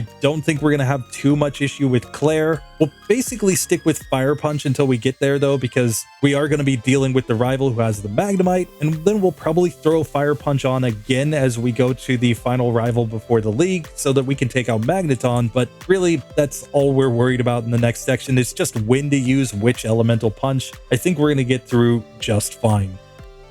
But with that done, it's now time to get to our normal Psychic type in Girafarig, which is coming in with Confusion, Agility, Stomp, and Tackle. And obviously we can replace Tackle with anything since Stomp is going to be the better move, though we won't learn any good moves in this section. Our next move is going to be Baton Pass, which is completely useless in a solo challenge. Headbutt is kind of redundant with Stomp, so there's no real reason to learn that move other than a slight increase in power. We may end up needing to go for Mudslap strats in order to get through Jasmine, since that does seem to be our only kind of effective strategy there against those Pokemon. Or we may end up going Thunder strats again with this one. We'll just have to see, but I'm going to put Jasmine off until the very last. And we are neutrally affected by fighting type moves, so I think this is a situation where we go to the Rocket Hideout first and try to take down Pryce before we even deal with those other 2 gym leaders. Now, one advantage we do get, of course, is that we have a same type attack bonus in normal type moves. So if we do get desperate and have to go for something like Return, it will do more damage. But let's see how we do against Jed here with his Magnemites. We're getting 2-hit KOs with the flinch here at this level, so we're going to need to gain quite a few levels before we're going to get the same sort of situation against Jasmine. Still, we may be able to get through this section with the flinch strats, so we'll just have to keep that in mind as we progress. Still, we managed to get through to the end of the Rocket Hideout with no issues, of course, so let's take on the final executive and just see how she goes. She leads off, of course, with the Arbok. In this case, Confusion is the play since it's super effective. Out next comes Murkrow. We'll switch to Stomp since it's technically stronger here. It's going to be a 2-hit KO, but we get a nice flinch. We now get a level up where we would learn Baton Pass, but we'll skip that move as the Gloom comes out, and we'll go for Confusion since it's super effective, allowing a 1-hit KO. And with that done, we're ready to go take on Pryce, who I think is going to be the easiest of the gym leaders with this Pokemon, but let's just see if that actually works out. So Pryce attempt number 1. My strategy here is just to go for Stomp. I think it's the only play. It's going to be a 2-hitter on the first seal, but we get the flinch, so we take no damage there. On to Dewgong. It hits Aurora Beam and does pretty decent damage, but this is going to be a 3-hitter. We did get an attack drop, which is kind of bad, but now Piloswine, we go for the Stomp, and that did all of 23 damage. Let's see what Confusion does at this point. It's basically doing about the same as a Blizzard takes us down. If we can get through with no attack drop though, clearly Stomp will do more damage, so we'll just need to get that level of luck. This time we get a nice flinch on Dewgong, so we're getting to the Pile of Swine with slightly over half health, and now our Stomp does significantly more, 37 damage here, meaning that this would be a 3-hit KO, and we simply take him down on the second attempt, getting to level 31. So Pryce isn't really that hard. It kind of comes down to flinch luck and not getting an attack drop, but once you get that level of luck, you're going to be able to get through there pretty reasonably, unless he's just like landing a bunch of really strong hits on you with Blizzard and, you know, maybe some crits or something. And of course, your mileage will vary if you are on 0 DVs or lower DVs than what we're running here. This is obviously the best case scenario, is a max DVs Girafarig there. Still, we can get through, so let's move on down now to Chuck's gym, which I think will be the second easiest in this section. I really like the fact that we managed to get the badge boost and special attack at least before we go here, because Confusion, while it is a super effective move, just doesn't deal as much damage as you would like in a lot of cases, even with the same type attack bonus. It's one of those places where, like, Gen 2 really feels like it nerfed the Psychic type pretty hard. In Gen 1, you would already be running Psychic or Dream Eater with any Psychic type user in the game by the time that you get to the 4th gym. So your Psychics just feel completely unbounded, whereas here, being capped at Confusion for most Psychic types in Johto is a major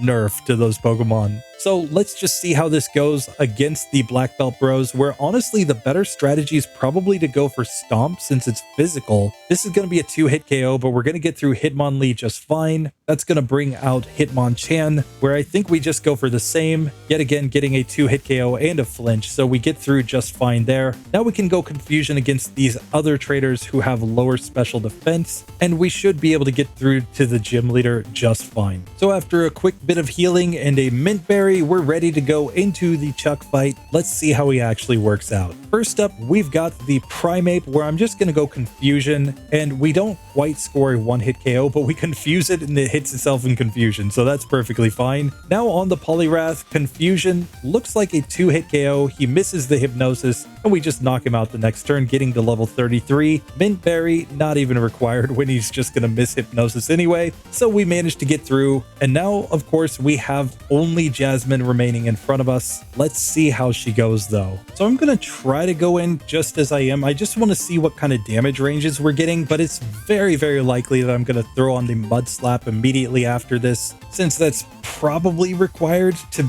actually get through the Magnemites, but let's just see how it actually goes. So first up on the Magnemites, since everything's resisted, our best play is to go Stomp here. It does over half with a crit, but it's probably a 3-hit KO normally. So we would need at least a couple of flinches here. We get another crit on the second Magnemite. So we managed to get through to the Steelix on full health, though we are paralyzed. We can use agility to actually outspeed even after we've become paralyzed, but we can see Stomp does like nothing here. So we're going to need a better move, and it's pretty clear that Mud Slap is going to be our first play here, since it will at least give us a chance of getting through those Magnemites a little more efficiently without the paralysis. Let's see how this goes. So here, let's go for Mud Slap on the first Magnemite. It does over half. We heal with the Paralyzed Cure Berry and then just knock it out the next turn. Second Magnemite comes out, and we need at least one Thunder Wave miss. We didn't get it this time, so yet again, we can go for Agility now and go for Mud Slap, though we are paralyzed. And the Iron Tail is going to take us out pretty quickly unless we get some really god tier accuracy luck from here. Unfortunately, we don't get that, so we go down on the second attempt there. Let's try this again. This time we get much better luck with both of the Magnemites missing their Thunder Waves, so we can get back to Steelix this time on full health, allowing us to hit a Mud Slap first, and it looks like we can survive 2 Iron Tails before we're going to be KO'd. And after we get this Pokemon's accuracy way down, I'm actually going to go for Confusion, hoping to confuse this Pokemon. It gets a critical hit Iron Tail, but I think that's the best strategy. And the Mud Slap does make getting through the 2 Magnemites pretty consistent, since they will miss the Thunder Wave a decent percentage of the time, and a critical hit will just one-shot there. So it's all really just about the accuracy luck on this final Steelix. And then, like I said, we're going Confusion because we really want to confuse this Pokemon if possible. It's a 10% chance. But if we do get her confused, we would have a decent chance of getting through with Flinch plus the accuracy drops plus the confusion. We would at least have a chance here. And we are basically making it to Steelix every time. It's worth noting that Steelix is clearly getting a range here, so it can 2-hit KO us if it just gets high damage rolls, and there's nothing we can really do to stop that. This time we do get Steelix confused though. I'm going to start stomping it. It hits itself in confusion. We're probably better off going for confusion because it has such low special defense relatively, and she misses an Iron Tail there. We've gotten her all the way down, and the next hit does knock her out on the 5th attempt. It's definitely not consistent at this level by any means, but honestly, what are you going to teach this Pokemon to get through the Steelix more efficiently? Like, Return is physical, so it wouldn't necessarily be any better. Same for Shadow Ball. And it's not like there are any special moves that are really stronger against the Steelix here than these Stab Confusion. So that's basically the strat you have to go for. We managed to get it to work. It's definitely not pretty, but it is possible. So I guess that's fine. Still, anything less than max DVs, it's really, really close between being a 2-hit KO and a 3-hit KO. So if you have any lower DVs in defense, you're just getting 2-hit KO'd there, and you're probably not getting through anywhere near as well. Like, the difference in that one hit is massive when it comes to the percentages of actually winning a fight. And that's generally what I'm finding here is cases where we're 2-hit KO'd by the Steelix, it's basically not worth it to try to sit and reset unless you're dealing massive damage to the Steelix as well. You're just not going to really get the luck to get through. Whereas being in a 3-hit KO range from the Iron Tail actually gives you pretty decent odds because it has a 25% chance to miss. And if you're also adding in lowered accuracy, status, possible flinches, etc., it suddenly becomes somewhat reasonable to try to get through there. Still not pretty though. So, you know, take Girafarig with a grain of salt here, but it is technically still in the running.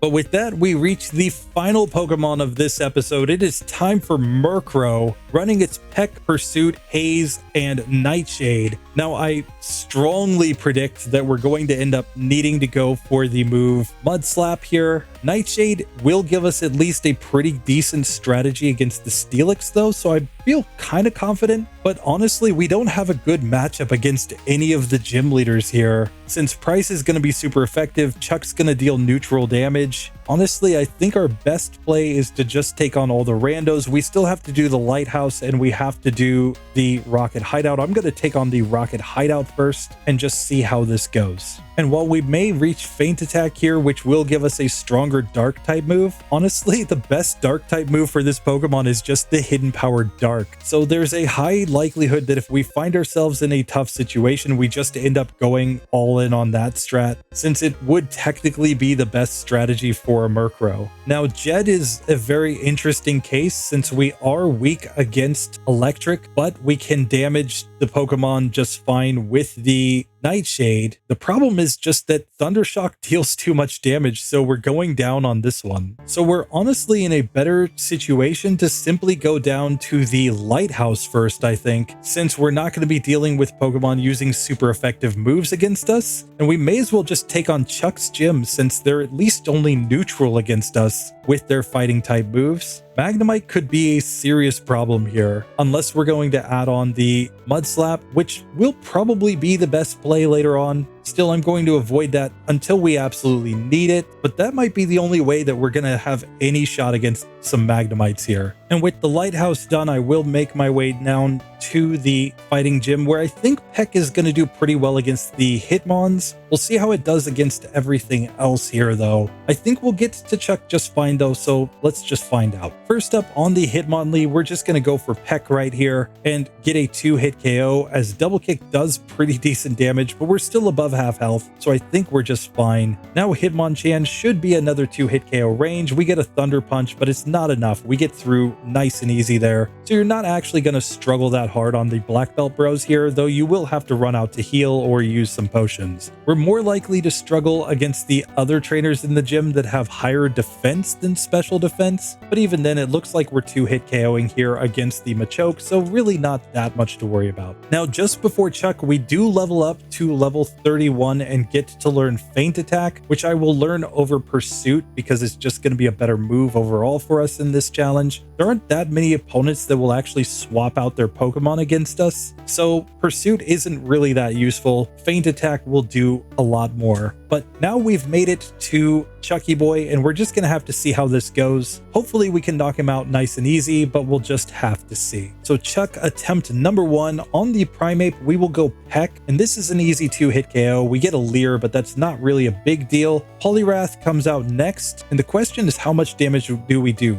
Nightshade would be a 4-hit KO here, so we're hoping Peck is better than that. And yes, it looks like this one's a 3-hitter as he tries to go for a Dynamic Punch, and once he lands it, we simply go down. So we're gonna need better luck than that. Obviously the Leer might have affected that range though, and it seems like that's basically his strategy, is to go for Leer and then go for Dynamic Punch. We actually survive this time, and he misses the next Dynamic Punch, allowing us to win with 8 HP remaining. So he clearly got a really high damage roll on the first one. He may have gotten a really low damage roll on the second one, but hey, it works out either way. So now we do get Fly, and I'm actually going to throw this on to the Murkrow because of the fact that we don't learn any other flying type moves. This is effectively the best flying type move that we can get. We'll throw it on over Peck, I guess. Like, the only situation where Fly gives us a serious disadvantage is going to be against Bruno's Hitmontop because of the fact that it does use the move Detect, so it will be able to perfectly time us out. But honestly, I think that there will be other moves to use at that point to knock that Pokemon out, so we'll simply go for Fly right here. But with that, let's make our way back to the Rocket Hideout. Since Fly is now effectively a much stronger move, plus we've gained some levels, we may just do better now at this point. Otherwise, if it's not working, I think Haze goes and we replace that move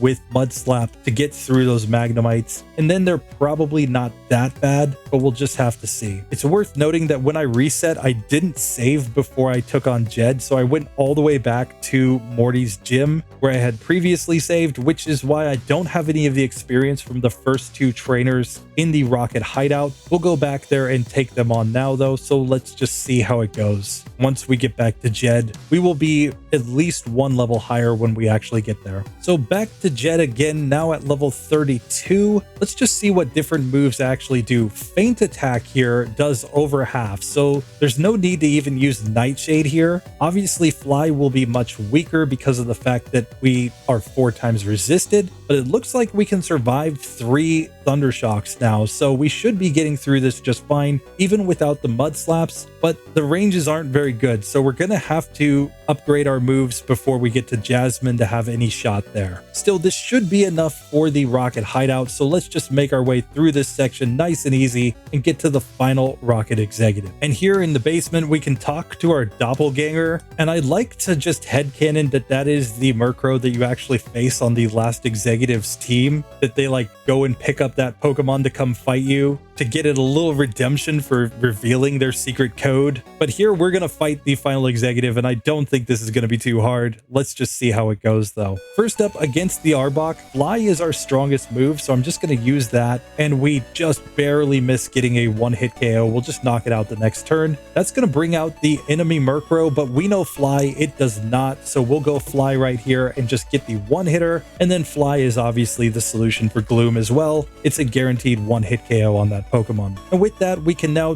get these Electrodes, and then I'm going to go try Pryce. Even though we're weak against Ice, I think he's going to be easier than Jasmine, so let's just see how many resets it takes on that fight. So Pryce attempt number 1. Let's see if he's beatable or not at our current level. First up, of course, we have the Seal, which has lower defense, so I'm going to try going for Fly here, and this is a 1-hit KO. That brings us to Dewgong, which also has lower defense, so we'll see what Fly does. It does about half as we get hit by Aurora Beam and take massive damage. Still, we'll knock that Pokemon out on the next turn. Now we've made it to Piloswine and we're really hoping that Blizzard misses. We did slightly less than half, but then it lands Blizzard and we go down. But here, Fly is effectively our strongest move. It's going to be stronger than a max power return or something like that. And it would be on par with having Hidden Power Dark here, though these Pokemon seem generally to have higher special defense than defense. So, you know, we're probably not gaining any advantage there. Still, I'm going to try this again because we might just need a good critical hit to get through this one. So back to the Piloswine on round 2. I mean, it does have lower special defense, so let's just see what Feint Attack does here. That is still doing slightly less than half. So honestly, it might be the situation where we add on Mud Slap here, going for the Mud Slap strats on that Piloswine on the basis of hoping that we get a miss from Blizzard. That's honestly the main strat that I can think of to try to get some sort of advantage. Otherwise, I just don't see any way that we're going to get through this one. But there's a problem with that strategy, which is that I apparently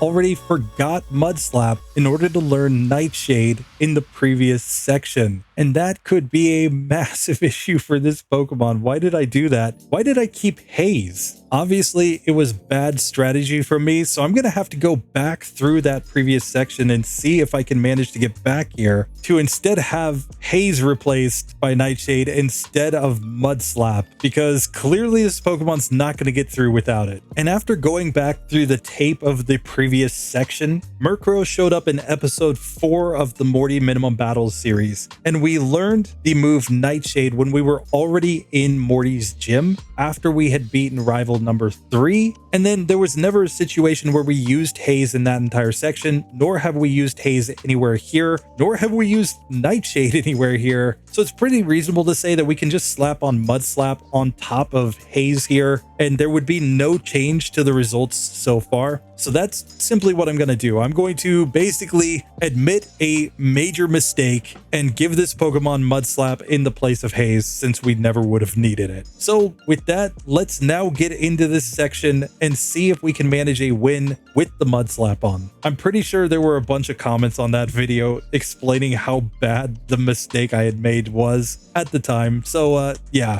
clearly one of the worst decisions made so far in the Minimum Battles series. So let's get back to this and see how it goes when we actually have some legit moves on the moveset. We'll start off with Fly, of course, on the Seal. It turns out that Fly is a range here. It's not a guaranteed one-hit KO. It does look like the 2-hit KO always comes in on the Dewgong though, so we will manage to get through this one, and we're always in the situation where we're just gonna get one-hit KO'd by a Blizzard here. So I'm gonna go Mud Slap first on Piloswine just to lower its accuracy a little bit. Then I'll go for Fly, doing about half. Let's Fly again as it misses a Blizzard, and we do manage to get the KO there on the first attempt with Mud Slap on the moveset. So it's definitely not going to be consistent, but you're gonna have to stick with Mud Slap strats on this Pokemon if you're really gonna have any chance of getting through even Pryce, much less Jasmine. So let's go to Jasmine now. Let's see how she actually works out. But I'm honestly pretty nervous about this one because really the strongest move that we can get against her is going to be to learn Hidden Power Dark for the Steelix, since that is our strongest same type move, and there's just really nothing else on our moveset. So I think it's going to be all Mud Slaps, then into the Feint Attack for now, but very likely going for that Hidden Power Dark. Like, yes, we could learn Icy Wind, which I guess would be stronger and wouldn't be an OPTM, just owing to the fact that it's not resisted, but it's only slightly stronger there than our same type Hidden Power Dark would be. Still, who knows? Maybe that is the strategy. So I'll think about adding on Icy Wind before anything else. But Nightshade's probably the play there after we get all of the Mud Slap set up. We'll just have to see. First things first, against this Magnemite, we're going Mud Slap the whole way. We do over half. It misses a Thunderbolt, and we knock it out on the next turn. The fact that they're going for Thunderbolt makes me think that we might be in a one-hit KO range from that move. And it's not a one-hitter, but it does take us down to very low health. So that's also not looking great as we get to the Steelix.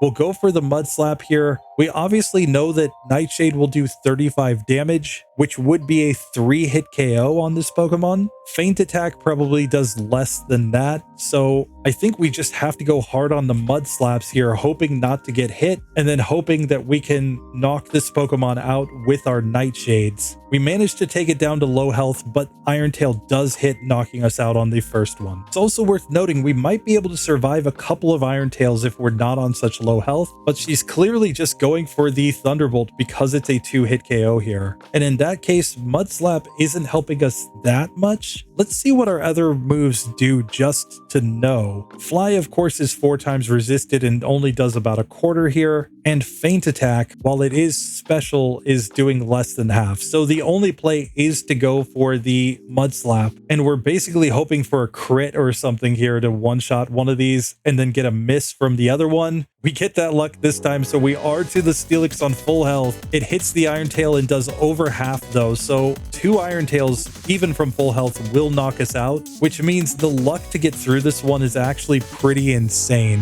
Still, once we get it down on accuracy as much as we can, we will use the Nightshade. She'll Hyper Potion here, but that's still going to be a 3-hit KO range from full health, but we get knocked out right here. So this one basically looks unreasonable at this point. We're having to dodge 2 Thunderbolts, which, keep in mind, are 100% accurate until we get the Mud Slap. Then they have a 25% chance to miss, but if they hit, then we're just getting one shot by an Iron Tail after that. And honestly, like, what, we would want 2 crits in a row to get through these, or like a crit and a Thunderbolt miss. It's pretty luck-based just to even get through to the Steelix, and then having to get the Steelix to never hit here is pretty insane as well. It might be better to just go for like 2 or 3 Mud Slaps there on the Steelix. Let's test this out just a little bit more, but honestly, we need the like 2 25% chances to miss from the Thunderbolts to get to the Steelix on full health for this to even be like borderline reasonable. Still, I'll give it 3 Mud Slaps here, and then I'm just going to go all in on the Nightshades, hoping to knock this Pokemon out. She goes for the Hyper Potion, and we need 1 more miss. We actually get it this time. So on the 8th attempt, we did manage to win there against Jasmine. I don't think that one's super reasonable though. Just consider that if you had lower DVs and special defense at this point, you're probably just getting 1-hit KO'd by the Thunderbolt, which makes that even more YOLO. And then once you get to the Steelix on full health, if you have a lower DV and defense, it probably doesn't matter. You're probably still a 2-hit KO range from there. But the luck that you need to get the misses from the 2 Thunderbolts, plus the luck that you need to get all the misses from the Steelix, is probably actually too luck-based to get through here. But we did manage to get it to go within a reasonable number of attempts. So I am going to allow this Pokemon to move on, not feeling great about it. Still, if we get through the entire radio tower, and if we do find a way to get through Claire, this Pokemon will do amazingly well against Will. It should do decently against Koga, I think.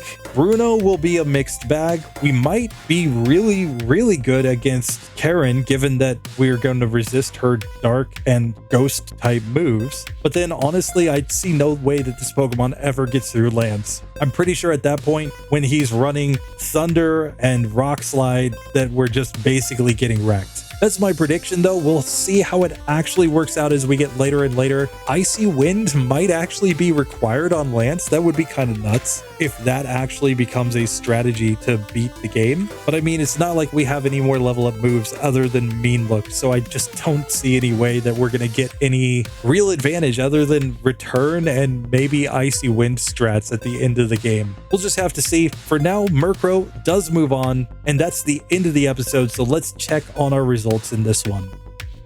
So at the end of this one, we end with 56 Pokemon managing to get through the first 7 gyms legitimately. Some have been very close. Some of them are probably pretenders, but we can only take the results that we actually get. And again, I'm typically giving a Pokemon about 10 attempts before I just give up on a strategy. So just kind of take that for what you will. We also added Misdreavus to the Pass with OPTMs category in this one. And honestly, some of these Gen 2 Pokemon with their limited movesets could start ending up in that category more and more. and we added one fail in Doduo. Now, yes, we could technically try to go for something like a freeze with the Tri attack there. I'm not saying that that Pokemon is impossible to get through. What I am saying is that it seems highly unlikely. You're already trying to get a perfect range against those first two Magnemites just to get to the Steelix, and then you're hoping to get either a really long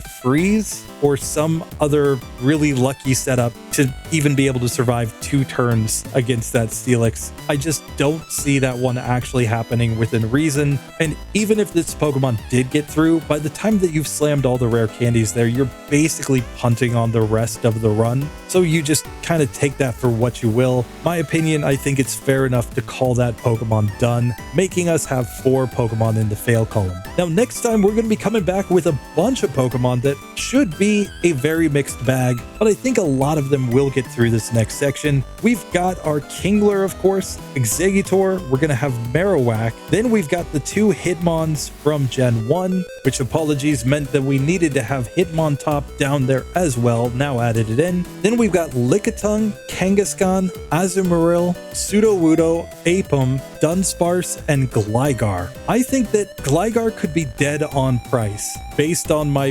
previous results, especially because in the previous run that I did with Gligar, we were using that Pokemon Stadium 2 Gligar with Earthquake, giving it effectively a super powerful move. Without access to Earthquake, I just don't know if it's going to get through Pryce. That might be a Pokemon that gets eliminated right here. Sudowoodo could be very random here, given the fact that it's basically weak to everything in this section of the game. Marowak is another one of those that could be a little sus, though it should do pretty darn well against Jasmine. We'll just have to see. But honestly, I'm just not super confident in some of these Pokemon in the next section. I think the normal types will have enough coverage to get through, though. The fighting types should be okay as well. Exeggutor, Kingler, Azumarill, I think they're just going to have enough moves to get it to go. So honestly, just my first impressions without looking back at movesets or anything here, I honestly think that we might lose 2 Pokemon in the next episode, but we'll just have to see. Tell me your predictions down below. With that, hope you guys have a safe and happy Halloween. I may have one more video out for Halloween itself, but we'll just have to see. Wifey leaves the country for a 2-week business trip tomorrow, so if I don't have time to edit with the baby, things might be delayed.